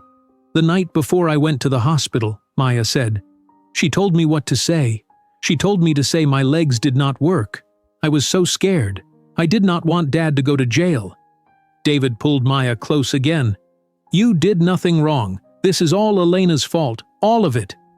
Judge Morrison finished her phone call. "2 doctors are on their way. They will be here in 30 minutes. She looked at Maya. "Sweetheart, I need you to sit down for now. Save your strength for when the doctors examine you." "Can I sit with my dad?" Maya asked. "Yes," Judge Morrison said. "Bailiff, bring a chair for Mr. Carter." A chair was placed next to Maya's wheelchair. David sat down and held Maya's hand. Maya leaned her head on his shoulder. She felt exhausted but also lighter. The heavy weight of lying was finally gone. Elena lifted her head. Her makeup was smeared. Her eyes were red. She looked at Richard Stone. "You have to help me. You have to tell them this is a misunderstanding." "Do not talk to me," Richard said coldly. "You lied to me. You made me lie to the court." I could lose my license because of you." "I paid you," Elena hissed. "You owe me." "I owe you nothing," Richard said. He stood up and walked away from the table. Judge Morrison pointed at Elena. "Mrs. Rodriguez, I strongly suggest you remain silent. Anything you say right now can and will be used against you." Elena's face twisted with rage. She looked at Maya. "You stupid little brat, you ruined everything." "Mrs. Rodriguez!" Judge Morrison slammed her gavel. "One more word and I will have you removed from this courtroom." Elena clenched her jaw and said nothing more, but her eyes were filled with hatred as she stared at Maya and David. Jennifer Wu pulled out her phone. "I am calling Thomas Grant. He needs to know what happened." 30 minutes felt like hours. David and Maya sat together holding hands. Maya told David everything. She told him about being locked in the bedroom at Elena's apartment. She told him about only getting bread and water on some days. She told him about how Elena watched every visit to make sure Maya did not tell the truth. David listened with tears running down his face. "I should have known," David said. "I should have done something." "You could not have known," Maya said. Elena was very good at lying. At 10:15 in the morning, 2 doctors arrived at the courthouse. They were Dr. Sarah Chen and Dr. Michael Roberts from Boston Children's Hospital. Judge Morrison met them outside the courtroom and explained the situation. Both doctors looked shocked. "You are saying this child has been pretending to be paralyzed for 6 months?" Dr. Chen asked. "That is what we need you to determine," Judge Morrison said. "I need a complete examination. I need to know if she can walk normally and if there is any evidence of paralysis, past or present." "We will need a private room," Dr. Roberts said. "Use my chambers," Judge Morrison said. David, Maya, and the 2 doctors went into Judge Morrison's private office. It was a large room with a desk, bookshelves, and a small examination area. Jennifer Wu came with them. Elena was not allowed in the room. Dr. Chen spoke to Maya in a gentle voice. "Hi, Maya. My name is Dr. Chen. I need to examine your legs and spine. Is that okay?" "Yes," Maya said. "Can you stand up for me?" Dr. Chen asked. Maya stood up from the wheelchair. She stood straight and tall. Her legs did not shake anymore. "Can you walk across the room?" Dr. Chen asked. Maya walked across the room. Her steps were normal and steady. She walked back to where she started. "Can you jump?" Dr. Roberts asked. Maya jumped 3 times, small jumps, but clear and controlled. "Can you stand on one foot?" Dr. Chen asked. Maya lifted her right foot and balanced on her left foot. She held the position for 10 seconds, then she switched feet. The doctors looked at each other with serious expressions. Dr. Roberts took out a small hammer and tested Maya's reflexes. He tapped her knees and ankles. Her reflexes were completely normal. Dr. Chen examined Maya's legs, feeling the muscles. "Maya, if you were really paralyzed for 6 months, your leg muscles would be very weak. They would be thin and damaged from not being used, but your muscles are strong and healthy. Have you been walking this whole time when no one was watching?" "Yes," Maya said quietly. "I had to walk when I was alone in the bedroom. I could not just sit all day, but whenever someone could see me, I stayed in the wheelchair." "Doctor," Roberts shook his head in disbelief. "This is medical fraud, pure and simple." The doctors spent 45 minutes examining Maya. They tested her spine, her nerves, her muscle strength, her balance, and her coordination. They took notes on everything. Finally, Dr. Chen said, "We are finished. Maya, you are physically healthy. There is absolutely nothing wrong with your legs or spine. You have never been paralyzed." David let out a breath he did not know he was holding. He pulled Maya into a hug. "Thank you," David said to the doctors. "Thank you so much." Dr. Roberts had a serious expression. "Mr. Carter, I need to be very clear. If Maya had actually been paralyzed for 6 months, there would be significant physical evidence, muscle atrophy, nerve damage, skin problems from sitting all the time, bone density loss. Maya has none of these things. Her body shows no signs of paralysis whatsoever. This means she has been physically capable of walking this entire time. So the medical reports from Dr. Harris were fake? Jennifer asked. I cannot comment on another doctor's reports without seeing them, Dr. Chen said carefully. But based on our examination, Maya does not have and has never had the condition described in those reports. The doctors wrote their findings in an official report. Dr. Chen signed it. Dr. Roberts signed it. They put the hospital seal on it. Then they handed the report to Jennifer Wu. Everyone returned to the courtroom. Judge Morrison sat at her desk. Elena sat at her table looking small and afraid. The confident woman from earlier was gone. Judge Morrison took the medical report from Jennifer Wu. She read it slowly. Her face became more angry with each line she read. When she finished, she looked at Elena with cold fury. Mrs. Rodriguez, according to this report from 2 independent doctors, Maya Carter has no signs of paralysis. Her muscles are strong and healthy. Her spine and nerves are completely normal. The doctors state that she has been physically capable of walking during the entire 6 months of this custody battle. Elena opened her mouth, but no words came out. Judge Morrison continued. This means you committed fraud against this court. You submitted false medical reports. You forced a child to participate in a lie that caused her physical and emotional harm. You used that lie to attempt to gain custody and extort money from Mr. Carter. Your Honor, I can explain? Elena started. No, Judge Morrison said sharply. You are done talking. Bailiff, call the Boston police.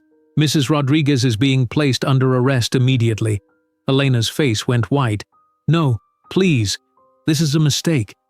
The only mistake was mine, Judge Morrison said. I should have seen through your lies sooner. Bailiff, make the call now. The bailiff picked up his phone and called the police. Elena stood up from her chair. You cannot do this to me. 2 security guards moved toward Elena. Ma'am, you need to sit down. This is not fair, Elena shouted. She looked at David with pure hatred. You did this! You turned her against me! Mrs. Rodriguez, sit down now or you will be forcibly restrained, Judge Morrison said. Elena sat down. She was shaking with rage and fear. Tears ran down her face, but this time they were real tears, not the fake tears she had practiced in the mirror. 10 minutes later, police officers entered the courtroom. There were 2 of them in uniform. They walked over to Elena's table. Judge Morrison addressed the officers. Officers, I am charging Elena Rodriguez with fraud, perjury, child abuse, and extortion. She is to be arrested immediately. One officer took out handcuffs. Mrs. Rodriguez, please stand and put your hands behind your back. Elena stood slowly. This is a mistake. You are all making a terrible mistake. The officer put handcuffs on Elena's wrists. The metal clicked shut. Elena tried to pull away, but the officer held her firmly. You have the right to remain silent, the officer said. Anything you say can and will be used against you in a court of law. You have the right to an attorney. Elena was not listening. She looked at Maya with venom in her eyes. You little brat! I gave you everything. I took care of you. This is how you repay me? David stood up and moved in front of Maya, blocking Elena's view of his daughter. The police officers began walking Elena toward the courtroom doors. She fought against them. Let me go. I did not do anything wrong. This is David's fault. He is the liar. The officers dragged Elena out of the courtroom. Her shouts echoed in the hallway until the doors closed behind her. Then there was silence. Judge Morrison looked at David and Maya. Her face softened. Mr. Carter, I owe you and your daughter an apology. David stood up straighter. Maya sat in her wheelchair, but now everyone knew she did not need it.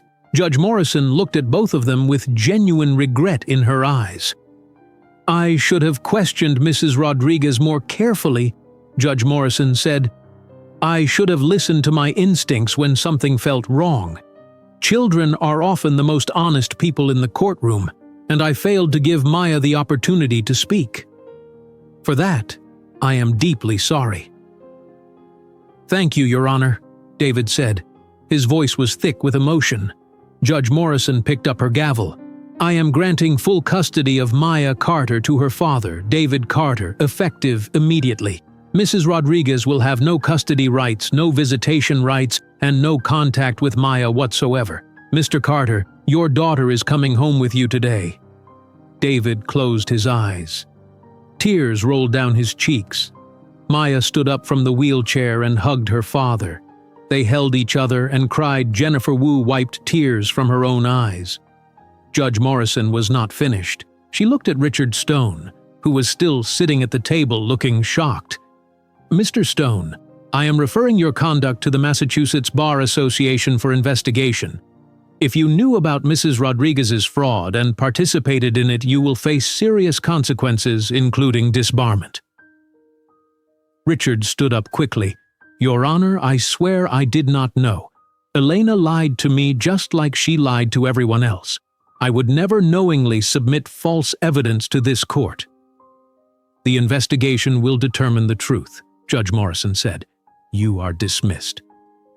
Richard grabbed his briefcase and left the courtroom quickly. He looked scared and angry. Judge Morrison turned to Jennifer Wu. "Ms. Wu, you fought hard for your client. You suspected the truth even when you had no proof. That is exactly what a good lawyer does." "Thank you, Your Honor," Jennifer said. Judge Morrison looked down at her notes. "I am also ordering the immediate arrest of Dr. Samuel Harris. He created fraudulent medical reports that were submitted to this court. That is a serious crime. Bailiff, contact the Boston police and have them send officers to Dr. Harris's clinic in Dorchester." The bailiff nodded and picked up his phone. "This court is adjourned," Judge Morrison said. She hit her gavel one final time. David and Maya stood together. Maya looked at the wheelchair. "I never want to see that thing again." "You never have to," David said. "We are leaving it right here." They walked out of the courtroom hand in hand. Jennifer Wu followed them. In the hallway, people stared at Maya walking normally. Word had spread quickly through the courthouse about what happened. Some people whispered. Some people shook their heads in disbelief. David did not care what anyone thought. He just held his daughter's hand tightly. He was never letting her go again. Outside the courthouse, the December air was cold and crisp. David took off his suit jacket and put it around Maya's shoulders. She was wearing only the thin gray dress. "We need to get you some real clothes," David said, "and some real food. What do you want for lunch?" "Pancakes," Maya said. A small smile appeared on her face. The first real smile in 6 months. "Pancakes it is," David said. Jennifer Wu smiled at them. "I will handle all the paperwork. You two go home and be together.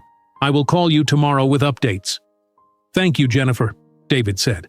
"Thank you for never giving up." "Thank your daughter," Jennifer said. She looked at Maya.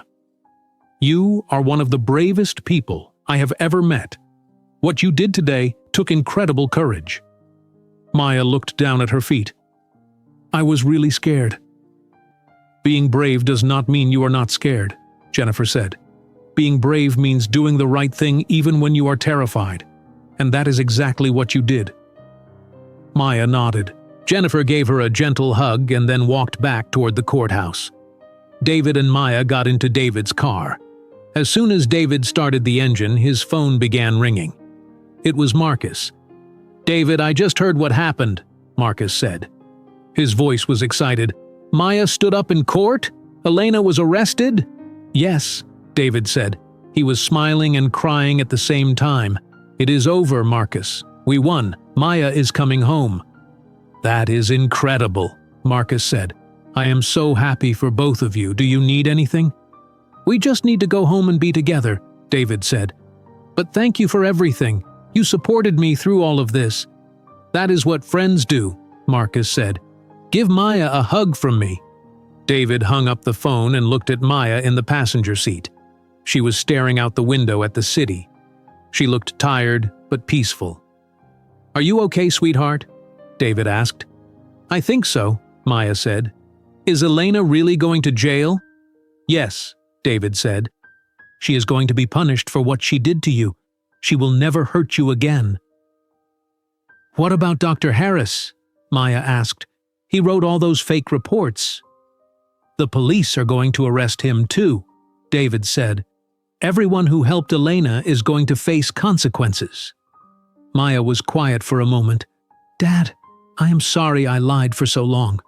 I am sorry I made you think I did not want to live with you. David pulled the car over to the side of the road. He turned to look at his daughter. Maya, listen to me very carefully. None of this was your fault. You were scared. Elena threatened you. You were trying to protect me. You were 9 years old dealing with an adult who was abusing you. You have nothing to apologize for. Do you understand? Okay, Maya said quietly. I am so proud of you, David said. What you did today was the hardest thing I have ever seen anyone do. You stood up and told the truth even though you were terrified. You saved both of us. Maya leaned over and hugged her father. They stayed like that for a long moment. Cars drove past them on the street, but neither of them noticed. In Dorchester, police officers arrived at Dr. Samuel Harris's clinic at 11:30 in the morning. Dr. Harris was in his office with a patient when the officers walked in. Dr. Samuel Harris? One officer asked. Dr. Harris stood up. His face went pale. Yes, that is me. You are under arrest for fraud, medical malpractice, and conspiracy, the officer said. Please put your hands behind your back. The patient in the office gasped and left quickly. Dr. Harris did not resist. He knew this day was coming. Ever since he wrote those fake reports for Elena, he had been waiting for someone to discover the truth. The officers put handcuffs on Dr. Harris and read him his rights. His medical assistant stood in the hallway crying. The other patients in the waiting room whispered to each other. I made a mistake, Dr. Harris said quietly as the officers led him out. I needed the money. I am sorry. You can tell that to the judge, the officer said. By noon, news of Elena's arrest and Dr. Harris's arrest had spread throughout Boston.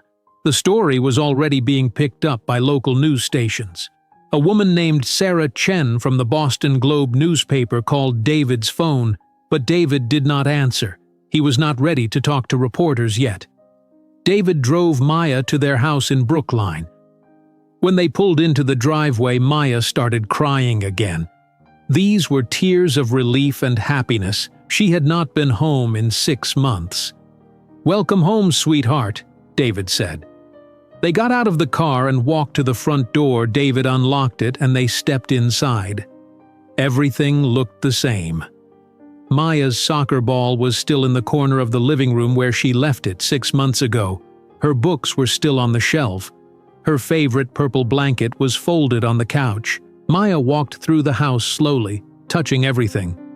The kitchen table where they used to eat dinner, the couch where they watched movies together, the staircase leading up to her bedroom. Can I go see my room? Maya asked. Of course, David said. It is your room. You can do whatever you want. Maya walked up the stairs. David followed her. Maya pushed open her bedroom door and looked inside. Her bed was made. Her stuffed animals were arranged on the pillows. Her posters were still on the walls. Everything was exactly how she left it. Maya walked to her bed and sat down.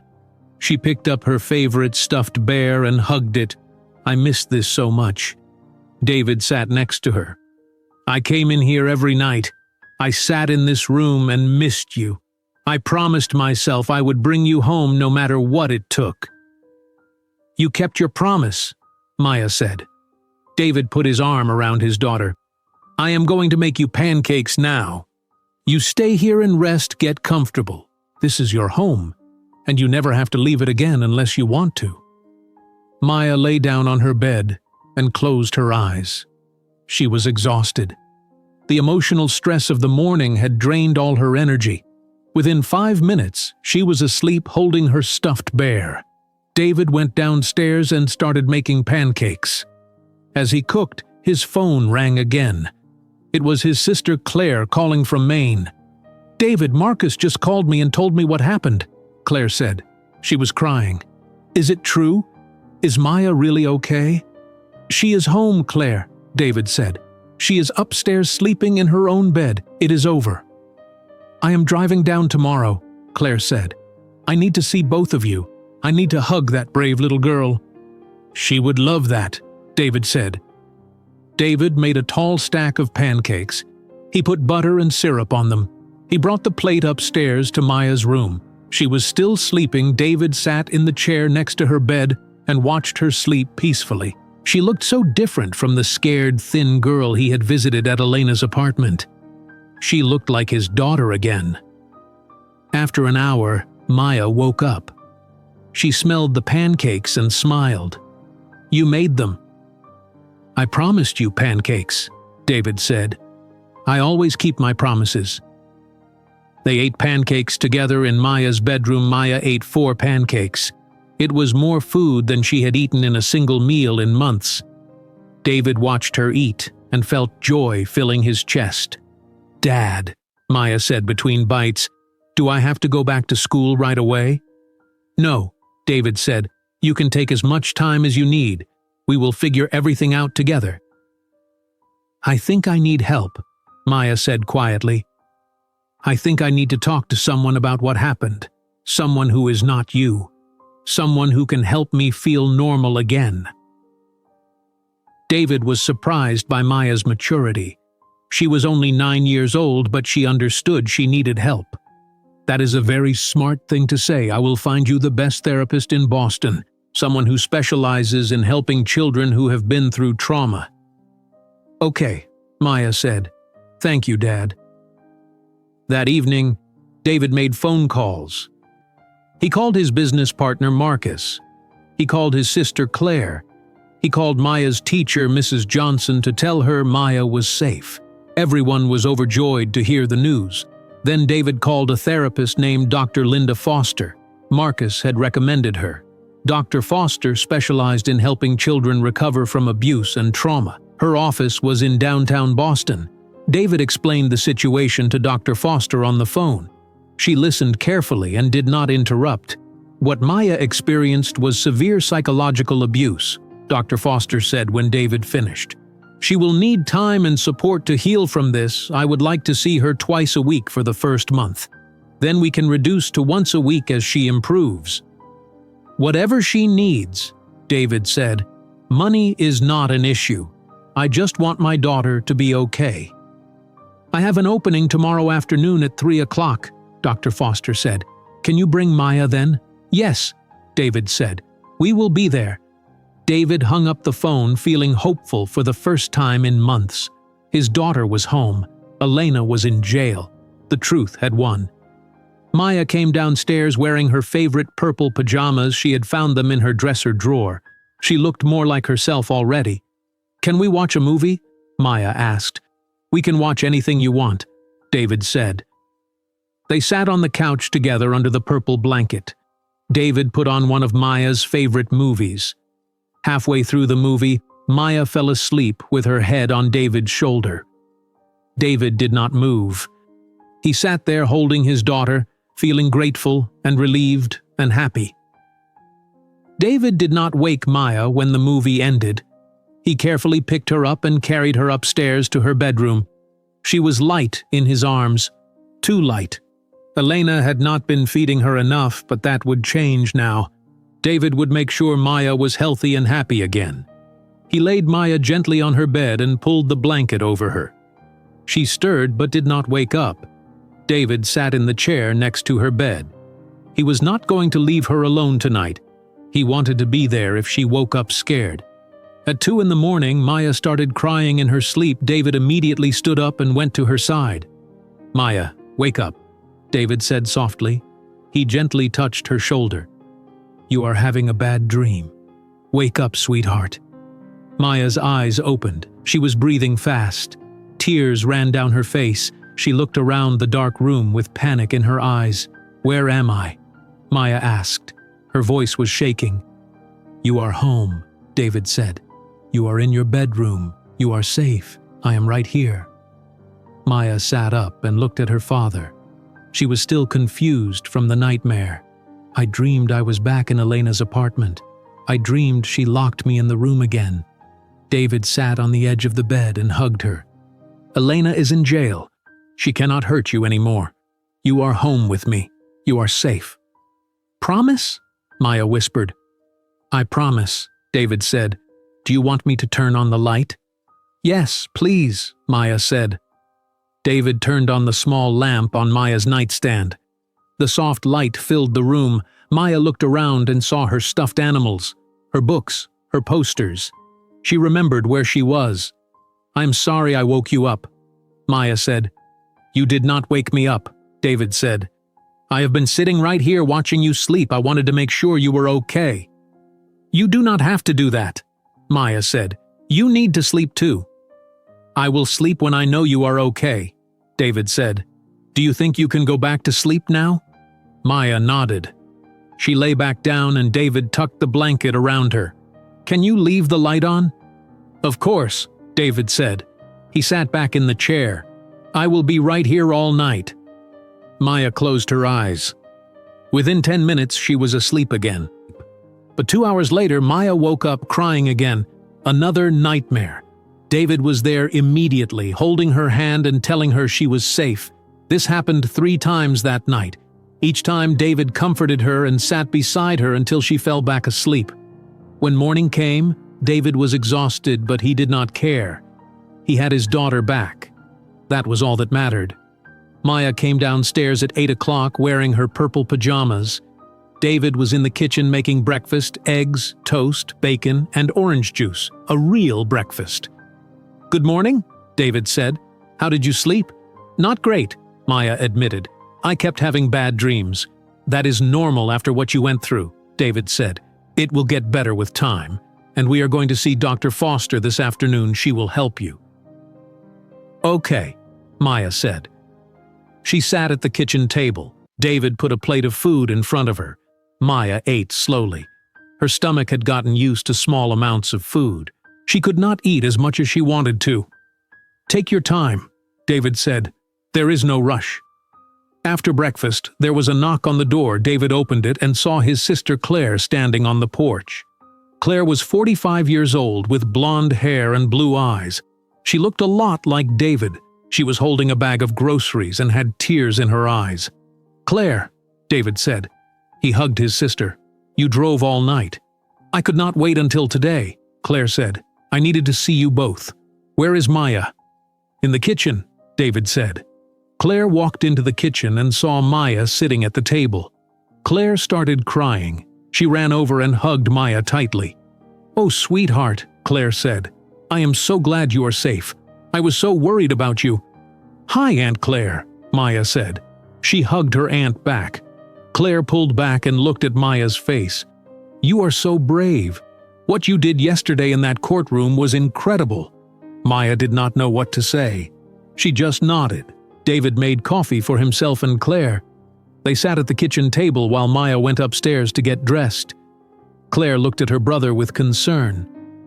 You look terrible, Claire said. Have you slept at all? Not really, David admitted. Maya had nightmares all night. I stayed with her. You need to take care of yourself too, Claire said. You cannot help Maya if you make yourself sick. I know, David said. But I just got her back. I cannot leave her alone yet. I understand, Claire said. I'm staying for a few days. I can help. I can sit with Maya so you can rest. Thank you, David said. He felt grateful to have his sister there. At noon, David's friend Marcus came to visit. He brought flowers and a card. Maya was polite but quiet. She stayed close to David the whole time Marcus was there. How are you feeling, Maya? Marcus asked gently. Okay, Maya said quietly. Marcus could see she was not ready to talk much. He did not push her. He talked to David for a while and then left. He understood Maya needed time. Over the next few hours, more people came to visit. David's business partner brought groceries. A neighbor brought a homemade pie. Mrs. Johnson from school called to say she was so happy Maya was safe. But Maya felt overwhelmed by all the attention. She went upstairs to her room and closed the door. David found her sitting on her bed looking tired and anxious. "Too many people?" David asked. "Yes," Maya said. "I know they are being nice, but I do not want to talk to anyone right now." "That is completely okay," David said. "You do not have to talk to anyone until you are ready. I will tell people you need time and space. There is nothing wrong with that." "Thank you, Dad," Maya said. At 3 o'clock that afternoon, David drove Maya to Dr. Linda Foster's office in downtown Boston. The office was on the 5th floor of a modern building. The waiting room was quiet and comfortable with soft chairs and peaceful paintings on the walls. A woman came out to greet them. She was around 50 years old with kind eyes and curly brown hair. "Hello, I am Dr. Foster. You must be Maya and David." "Yes," David said. He shook her hand. "Maya, would you like to come with me?" Dr. Foster asked. "We can talk in my office. It is a private, safe space." Maya looked at her father. David nodded encouragingly. "I will be right here in the waiting room." Maya followed Dr. Foster into her office. The office was warm and inviting. There were comfortable chairs, shelves full of books, and a table with art supplies. Dr. Foster gestured to a chair. "You can sit wherever you feel comfortable," Dr. Foster said. Maya sat in a soft blue chair. Dr. Foster sat across from her. "Maya, I want you to know that everything you say in this room is private," Dr. Foster said. "I will not tell your father or anyone else what we talk about unless you want me to. This is your safe space. You can say anything you feel or think, and I will not judge you. Does that sound okay?" "Yes," Maya said quietly. "I heard about what happened to you," Dr. Foster said gently. "That must have been very scary. How are you feeling right now?" Maya was quiet for a moment. "I do not know. I feel happy to be home, but I also feel scared and confused and angry." "All of those feelings are normal," Dr. Foster said. "What you experienced was traumatic. It is okay to have many different feelings all at the same time." "I keep having nightmares," Maya said. "I dream that I am back in Elena's apartment and I cannot get out." "Nightmares are very common after trauma," Dr. Foster said. "Your brain is trying to process everything that happened. The nightmares will get better over time, especially as we work together." "How long will it take?" Maya asked. "I just want to feel normal again." "Healing does not happen all at once," Dr. Foster said. "It takes time. Some days will be better than others, but I promise you will feel normal again eventually. We will work together to help you feel safe and happy." Dr. Foster pulled out paper and colored pencils. "Sometimes it is easier to express feelings through drawing instead of words. Would you like to draw something for me? You can draw anything you want. There is no right or wrong answer." Maya picked up a pencil and started drawing. She drew a small room with bars on the window. She drew a wheelchair in the corner. She drew a girl sitting alone on a bed. Dr. Foster looked at the drawing. "Is this the room at Elena's apartment?" "Yes," Maya said. "This is where I stayed. Elena locked me in here." "That must have been very lonely," Dr. Foster said. "It was," Maya said. Tears filled her eyes. "I felt like no one could help me. I felt like I was trapped forever." "But you are not trapped anymore," Dr. Foster said. "You found the courage to tell the truth. You saved yourself." "I was so scared," Maya said. "I thought if I told the truth, Elena would hurt my dad." "That was not your fault," Dr. Foster said. "Elena lied to you. She manipulated you. What she did was wrong, and it was never your responsibility to protect your father from her. You were a child in a terrible situation. You did the best you could," Maya cried. Dr. Foster handed her a box of tissues. They sat together in silence for a few minutes while Maya cried. Dr. Foster did not rush her or tell her to stop crying. She just let Maya feel her feelings. When Maya stopped crying, she felt a little lighter. "Thank you," Maya said.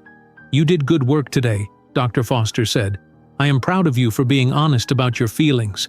I would like to see you again in 3 days. Does that work?" "Yes," Maya said. Maya left the office and found David in the waiting room. He stood up immediately. "How did it go?" "Okay," Maya said. "Dr. Foster is nice. She said I can come back in 3 days." "That is great," David said. He hugged her. "I am proud of you for doing this." They drove home together. Maya looked out the window at the city. Boston was decorated for Christmas lights hung from buildings. Stores had wreaths and decorations. Maya had forgotten it was almost Christmas. "Dad," Maya said. "What day is it?" "December 16th, David said. "Why?" "Christmas is in 9 days, Maya said. "That is right," David said. "We can celebrate together this year. Just you and me and Aunt Claire, whatever you want to do." "Can we get a Christmas tree?" Maya asked. "Absolutely," David said. He smiled. It was the first time Maya had asked for something she wanted that felt like progress. That night, Maya went to bed at 9 o'clock. David sat in the chair next to her bed again. Claire was staying in the guest room down the hall. Maya looked at her father in the soft lamplight. "Dad, you do not have to sit here all night again. You need to sleep." "I want to be here," David said. "It makes me feel better knowing you are safe." "Okay," Maya said. She closed her eyes. As Maya started to fall asleep, she whispered, "Dad, will Elena ever come back?" David felt his heart break a little. He leaned forward and took Maya's hand. "No, sweetheart. Elena is in jail. She will be there for a long time. She can never hurt you again. I promise you are safe now." Maya nodded, but David could see doubt in her eyes. He knew the fear would not go away immediately. Healing would take time, but he would be there for every single step of the journey. That promise helped Maya sleep better, but she still woke up once during the night David was there, holding her hand and reminding her she was home. By morning, Maya looked less tired than the day before. 3 days passed. Maya had her second session with Dr. Foster. This time, Maya talked more. She told Dr. Foster about the nightmares. She told her about feeling angry at Elena, but also angry at herself for not speaking up sooner. "Why are you angry at yourself?" Dr. Foster asked gently. "Because I let it happen for so long," Maya said. "I should have told someone sooner. I should have been braver." "Maya, you were 9 years old being threatened by an adult," Dr. Foster said. "You were doing what you thought you needed to do to protect your father. That does not make you weak. That makes you loving and brave. The fact that you finally spoke up shows how strong you really are." Maya thought about those words. She was not sure she believed them yet, but hearing them helped a little. Dr. Foster taught Maya breathing exercises to use when she felt anxious or scared. When you feel panic starting, I want you to breathe in slowly for 4 counts, hold for 4 counts, then breathe out for 4 counts. This tells your body that you are safe. Maya practiced the breathing in the office. It felt strange at first, but by the end of the session, Maya felt calmer. Over the next 2 weeks, Maya went to see Dr. Foster 4 more times. With each session, Maya talked more openly about her feelings. She drew pictures of her fears and her hopes. Slowly, the nightmares became less frequent. She started sleeping through most nights without waking up. At home, David made sure Maya ate 3 healthy meals every day. She started gaining back the weight she had lost. Her face looked less pale. Her eyes looked brighter. Claire stayed for a week and then had to return to Maine. Before she left, she hugged Maya tightly. "You call me anytime you need to talk, okay? Day or night. I am always here for you." "Thank you, Aunt Claire," Maya said. David's business partner Marcus offered to help David with work so David could stay home with Maya. "Take all the time you need," Marcus said. "The company can wait. Your daughter is more important." David was grateful for that support. He worked from home, doing only the most essential tasks. The rest of his time was devoted to Maya. On December 23rd, David and Maya went to buy a Christmas tree. They drove to a lot in Brookline where rows of pine trees stood in the cold winter air. Maya walked between the trees, touching their branches. "This one," Maya said, pointing to a tree that was about 6 feet tall. "I like this one." "Perfect choice," David said. They brought the tree home and spent the afternoon decorating it. David found boxes of ornaments in the basement, ornaments that Maya's mother Sarah had collected years ago. Maya held each ornament carefully, remembering the Christmases when her mother was still alive. "Mom would have liked this tree," Maya said quietly. "She would have loved it," David said. "And she would be so proud of you." They hung lights on the tree and put a star on top. When they turned on the lights, the living room glowed warm and bright. Maya smiled. It was a real smile, not forced or fake. David saw it and felt hope growing in his chest. While Maya and David were rebuilding their life together, Elena sat in a jail cell in Boston. She wore an orange jumpsuit. Her hair was messy. Her face was pale and angry. She had no visitors. Richard Stone refused to represent her anymore. She had to use a public defender named Robert Mills. Elena's criminal trial began on January 5th. The prosecutor was Assistant District Attorney Rebecca Miles. She was a strong lawyer who hated people who hurt children. She was determined to make sure Elena faced serious consequences. The trial took place at Suffolk County Courthouse. David was called to testify on the second day. He sat in the witness chair and told the jury everything. He described how Elena stole from him. He described how she forced Maya into a wheelchair. He described the 6 months of suffering.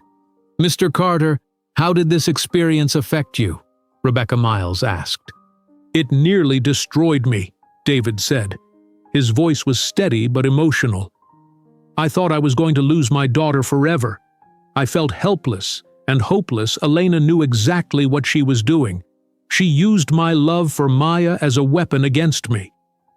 Elena sat at the defendant's table glaring at David. She showed no remorse. She looked angry that she had been caught. Dr. Harris was also on trial, but his trial was separate.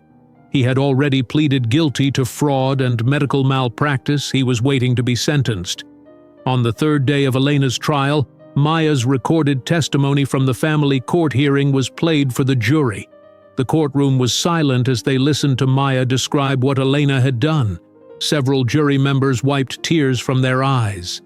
Elena's public defender tried to argue that Elena had mental health issues. He tried to say she was not fully responsible for her actions. But Rebecca Miles destroyed that argument. "The defendant planned this scheme carefully," Rebecca said. "She researched Dr. Harris. She paid him $20,000. She threatened a 9-year-old child. She lied to doctors, lawyers, and judges for 6 months. These are not the actions of someone who is mentally incapable. These are the actions of a calculating criminal who knew exactly what she was doing." The trial lasted 3 weeks. On January 26th, the jury came back with their verdict. David and Jennifer Wu sat in the courtroom. Maya was not there. David wanted to protect her from seeing Elena again. The judge asked the jury foreman to read the verdict. "On the charge of fraud, we find the defendant guilty. On the charge of perjury, we find the defendant guilty. On the charge of child abuse, we find the defendant guilty. On the charge of extortion, we find the defendant guilty." Elena's face turned red. She stood up and shouted, "This is not fair. I did nothing wrong. That child is a liar." The judge slammed his gavel. "Mrs. Rodriguez, sit down and be quiet or you will be removed from this courtroom." Elena sat down but continued glaring at everyone around her. 2 weeks later, Elena's sentencing hearing took place. Judge Thomas Reynolds sat at the bench. Rebecca Miles stood and addressed the court. "Your Honor, Elena Rodriguez committed terrible crimes against a child. She forced Maya Carter to participate in a fraud scheme for 6 months. She locked that child in a room. She starved her. She threatened her.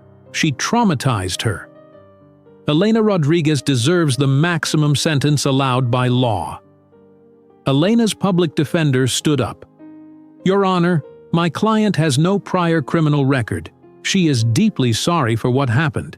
We ask for leniency." Judge Reynolds looked at Elena. "Mrs. Rodriguez, do you have anything to say?" Elena stood up. For a moment, David thought she might actually apologize, but instead, Elena said, "I was trying to help that child. David Carter is the real criminal. He turned Maya against me. This whole trial is a lie." Judge Reynolds looked disgusted. "Mrs. Rodriguez, you have shown absolutely no remorse for your actions. You have not taken any responsibility. You endangered a child for your own financial gain. I am sentencing you to 8 years in state prison. You will be eligible for parole after serving 6 years. Bailiff, remove the defendant." Elena screamed as officers took her away. "This is wrong! I did nothing wrong!" The courtroom doors closed behind her. David let out a breath he did not know he was holding. It was finally over. Elena would be in prison for 8 years. By the time she got out, Maya would be 17 years old, almost an adult. David called Maya from the courthouse. "It is done, sweetheart. Elena was sentenced to 8 years in prison." "Good," Maya said. Her voice was firm. "She deserves it." Dr. Harris was sentenced 2 days later. He received 5 years in prison and lost his medical license permanently. He stood in court and cried and apologized, but the damage was done. He had helped Elena hurt a child. He would pay the price for that choice. The Massachusetts Bar Association completed their investigation of Richard Stone. They determined that he did not know Elena was lying. Elena had deceived him just like she deceived everyone else. Richard was not disbarred, but he received a formal warning. He had to be more careful about verifying his client's claims in the future. By February, life started to feel normal again for Maya and David. Maya still went to therapy with Dr. Foster once a week. The nightmares were rare now, maybe once every 2 weeks instead of every night. Maya was eating well and had gained back all the weight she lost. Her blonde hair was shiny and healthy again. Her green eyes had their sparkle back. One morning in late February, Maya came downstairs for breakfast and said something that made David's heart soar. "Dad, I think I am ready to go back to school." David looked at his daughter. "Are you sure? There is no rush. You can take as much time as you need." "I am sure," Maya said. "I miss my friends. I miss Mrs. Johnson. I miss learning. I want to go back." "Then we will call the school today and set it up," David said. That afternoon, David and Maya met with Mrs. Johnson and the school principal, Mr. Thomas Green. They sat in Mr. Green's office and discussed Maya's return. "Maya, we are so happy you are coming back," Mrs. Johnson said. Her eyes were full of warmth. "Your classmates have missed you so much." "I miss them too," Maya said. "We want to make sure you feel comfortable and safe," Mr. Green said. "If you need any accommodations or support, please let us know. We are here to help you." "Thank you," Maya said. They decided Maya would start back at school the following Monday. That would give everyone time to prepare. On Sunday night, Maya felt nervous. She was excited to see her friends, but she was also worried. What if people asked her questions about the wheelchair? What if they wanted to know about the trial? What if they treated her differently? David saw the worry on her face. "Talk to me, sweetheart. What are you thinking?" "I am nervous about tomorrow," Maya admitted. "What if people ask me about what happened?" "You do not have to answer any questions you do not want to answer," David said. "You can tell people that you are not ready to talk about it. That is okay. Real friends will understand." "What if they think I am weird now?" Maya asked. "Then they are not your real friends," David said. "The people who love you will just be happy to see you. And I talked to Mrs. Johnson. She is going to make sure you feel comfortable and safe." Maya nodded. "Okay, I can do this." "You can do anything," David said. "You are the strongest person I know." Monday morning arrived. Maya put on her school uniform and ate breakfast. David drove her to Brookline Elementary School. They pulled up to the front entrance at 8 o'clock. Maya took a deep breath. "Ready?" David asked. "Ready," Maya said. They got out of the car. Maya walked through the front doors of the school with her head held high. Several students saw her and ran over. "Maya, you are back!" her friend Sophie shouted. Sophie hugged Maya tightly. Other friends gathered around. They were all smiling and happy to see her. No one asked about the wheelchair or the trial. They just welcomed her back. Mrs. Johnson stood in the classroom doorway watching. She had tears in her eyes. She was so proud of Maya's courage. Maya walked into the classroom and sat at her desk. It felt good to be back. It felt normal. For the first time in almost a year, Maya felt like herself again. That feeling of normalcy was exactly what Maya needed. Mrs. Johnson started the morning with a reading lesson. Maya raised her hand to answer a question about the book they were studying. Mrs. Johnson smiled and called on her. The main character felt brave because she told the truth even when she was scared, Maya said. Mrs. Johnson nodded. "That is exactly right, Maya. Sometimes the bravest thing we can do is speak honestly, even when it is difficult." Maya felt proud. She was participating in class just like she used to. During recess, Maya and Sophie played together. Other friends joined them. They played tag and laughed. Maya ran across the playground and felt free. No wheelchair, no lies, just a normal 10-year-old girl playing with her friends. One boy named James approached Maya. "I heard you were sick. Are you feeling better now?" Maya paused.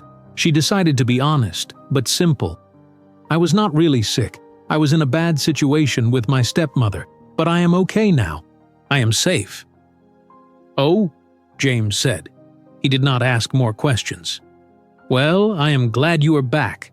"Thank you," Maya said. The school day went well. When David picked Maya up at 3 o'clock, she was smiling. "How was it?" David asked as Maya got into the car. "It was really good, Dad," Maya said. "I felt normal. My friends were happy to see me. No one made me feel weird." "That is wonderful," David said. He felt relief wash over him. Maya was healing. Over the next few weeks, Maya settled back into her school routine. She did her homework every night. She participated in class. She played with friends. She was still going to therapy with Dr. Foster once a week, and that was helping her process everything that had happened. One evening in March, Maya and David sat at the kitchen table after dinner. David had been thinking about something for weeks. He finally decided to talk to Maya about it. "Maya, I want to tell you about a decision I am making," David said. "I am going to sell Carter Solutions." Maya looked surprised. "Your company? But you worked so hard to build it." "I did," David said. "But I realized something important during these past months. The company took too much of my time. I missed important moments with you. I do not want to make that mistake again. I want to be here for you every day, every moment that matters." "But what will you do?" Maya asked. "I will work as a consultant from home," David said. "I will help other technology companies with their problems, but I will work fewer hours. I will always be here when you need me." "Are you sure, Dad?" Maya asked. "I do not want you to give up something you love because of me." David reached across the table and took Maya's hand. "You are what I love most. Nothing else matters as much as you do. I learned that lesson the hard way. I am not going to forget it." "Okay," Maya said. She smiled. "I think that is a good decision." 2 months later, in May, David signed the papers to sell Carter Solutions. His business partner Marcus and several investors bought the company for $30 million. David kept enough money to live comfortably and put the rest in savings for Maya's future. Marcus shook David's hand after the sale was finalized. "You are making the right choice. Family is more important than business. I am proud of you." "Thank you for understanding," David said. "And thank you for supporting me through everything." "That is what friends do," Marcus said. David went home that afternoon feeling lighter. He was no longer tied to long work hours and stressful meetings. He was free to focus on what really mattered. In June, a reporter from the Boston Globe newspaper contacted David. Her name was Sarah Chen. She had been following Maya's story since the trial. "Mr. Carter, I would like to interview you and Maya for an article," Sarah said over the phone. "Your story is important. It shows that children can find courage even in terrible situations. It might help other children who are being abused or manipulated." David talked to Maya about it. "A reporter wants to interview us for the newspaper. We can say no if you are not comfortable. But she thinks our story might help other kids who are going through similar things." Maya thought about it carefully. "If our story can help someone else, then I want to do it." "Are you sure?" David asked. "People will read about what happened to you." "I am not ashamed of what happened," Maya said. "Elena should be ashamed, not me. I want other kids to know they can speak up. They can tell the truth, adults will believe them." David felt so proud of his daughter in that moment. "Then we will do the interview." Sarah Chen came to their house in Brookline 1 week later. She sat in the living room with David and Maya. She asked thoughtful questions and listened carefully to their answers. She did not push Maya to share more than she wanted to. "Maya, what would you say to other children who are being hurt or threatened by adults?" Sarah asked. Maya thought carefully before answering. "I would say that you are not alone. I know it feels like you are trapped. I know it feels like no one will believe you, but that is a lie. There are good adults who will believe you and help you. You just have to find the courage to speak. And courage does not mean you are not scared. Courage means you do the right thing even when you are terrified." Sarah wrote down every word. "That is beautiful and powerful. Thank you for sharing your story." The article was published in the Boston Globe on June 15th. The headline read, "The Girl Who Found Her Voice: How One Child's Courage Exposed a Web of Lies." The article told Maya's story honestly and respectfully. It explained what Elena did. It described the 6 months of abuse. It detailed how Maya finally stood up in court and told the truth. The article included quotes from Judge Morrison, Jennifer Wu, and Dr. Foster. Everyone praised Maya's bravery. The response was overwhelming. Within days, letters started arriving at the Boston Globe office addressed to Maya. Children from all over Massachusetts wrote to thank her. Some of them shared their own stories of abuse. Some of them said Maya inspired them to speak up to adults they trusted. One letter came from a 12-year-old girl named Emma in Springfield. She wrote, "Dear Maya, I read your story in the newspaper. My uncle has been hurting me and he told me no one would believe me if I told. But after reading your story, I told my mom. She believed me. My uncle is in jail now. Thank you for being brave. You saved me." Maya cried when she read that letter. David hugged her. "You see, sweetheart? Your courage changed more than just your own life. You helped other people too. I am glad I did the interview," Maya said. Over the summer, Maya continued to heal. She played soccer with a local team. She read books. She spent time with friends. She went to therapy and worked through her feelings. Some days were harder than others, but overall, Maya felt strong and happy. David kept his promise to be present. He worked from home only a few hours each day. He made breakfast with Maya every morning. He drove her to soccer practice. He helped with homework. He was there for every important moment. On December 15th, exactly 1 year after Maya stood up in court, David and Maya went to the park in Brookline. It was a cold afternoon. The trees were bare, the sky was gray, but Maya wanted to go. She wanted to mark this day as a turning point. They sat on a bench near the soccer field. Other children were playing in the distance. Maya watched them run and laugh. 1 year ago today, my life changed, Maya said. I was so scared that morning. I thought Elena was going to win. I thought I would never see you again. But you found your courage, David said. You stood up. You told the truth. You saved both of us. I learned something important, Maya said. I learned that staying silent never protects anyone. It just makes things worse. If I had spoken up sooner, I could have saved us both a lot of pain.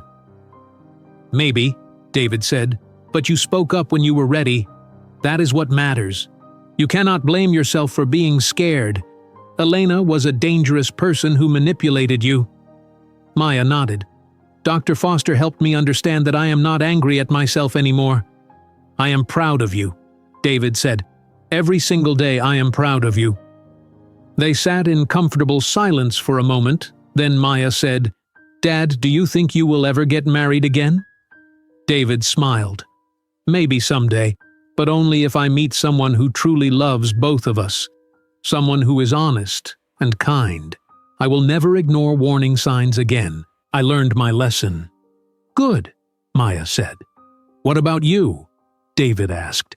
"Are you thinking about your future?" "Sometimes," Maya said. "I think I want to help other kids when I grow up. Maybe I will be a therapist like Dr. Foster, or maybe a lawyer like Jennifer Wu. I want to help people who cannot help themselves." "You would be amazing at that," David said. "Whatever you choose to do, I know you will be incredible." Maya smiled. She stood up from the bench. "Can we play soccer for a little while? I want to practice." "Of course," David said. They walked over to an empty area of the field. David did not know much about soccer, but he had learned a lot over the past year by watching Maya play. He stood in front of an imaginary goal while Maya practiced kicking the ball. Maya ran across the grass. Her blonde hair flew behind her. She was laughing. She was free. She was happy. David watched his daughter and felt gratitude fill his chest. They had been through something terrible. They had faced lies, manipulation, and abuse. They had almost lost each other. But they survived. They were stronger now. Their bond was unbreakable. David thought about everything he had learned. He learned that money meant nothing without family. He learned that trust should be earned, not given blindly. He learned that children are often braver and stronger than adults give them credit for. He learned that the truth always wins in the end, even when it takes time. Most importantly, David learned that real love never gives up.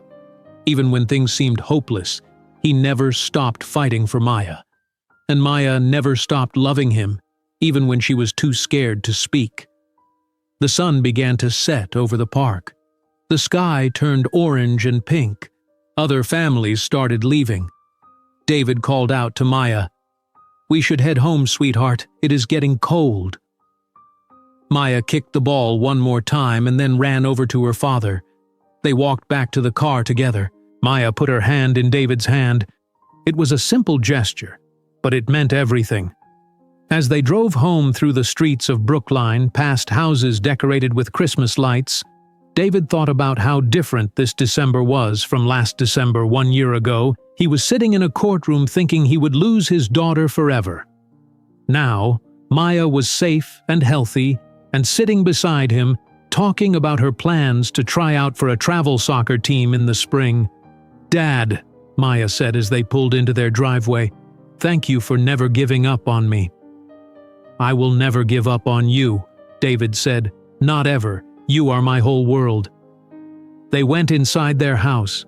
It was warm and welcoming. David made hot chocolate while Maya picked out a movie to watch. They sat on the couch together under the purple blanket. This was their life now. Simple, peaceful, happy. Maya fell asleep halfway through the movie with her head on David's shoulder. David did not move. He sat there holding his daughter, feeling grateful for second chances and new beginnings. He thought about all the children who read Maya's story and found courage to speak up. He thought about how one moment of bravery can change everything. David looked at Maya's peaceful face and whispered, "You changed the world, sweetheart, one truth at a time." Outside, snow began to fall softly on the quiet streets of Brookline. Inside, a father and daughter were safe and together, and that was all that mattered. If you enjoyed today's video, I'm sure you'll love the next one. Don't waste time. Just click on the screen.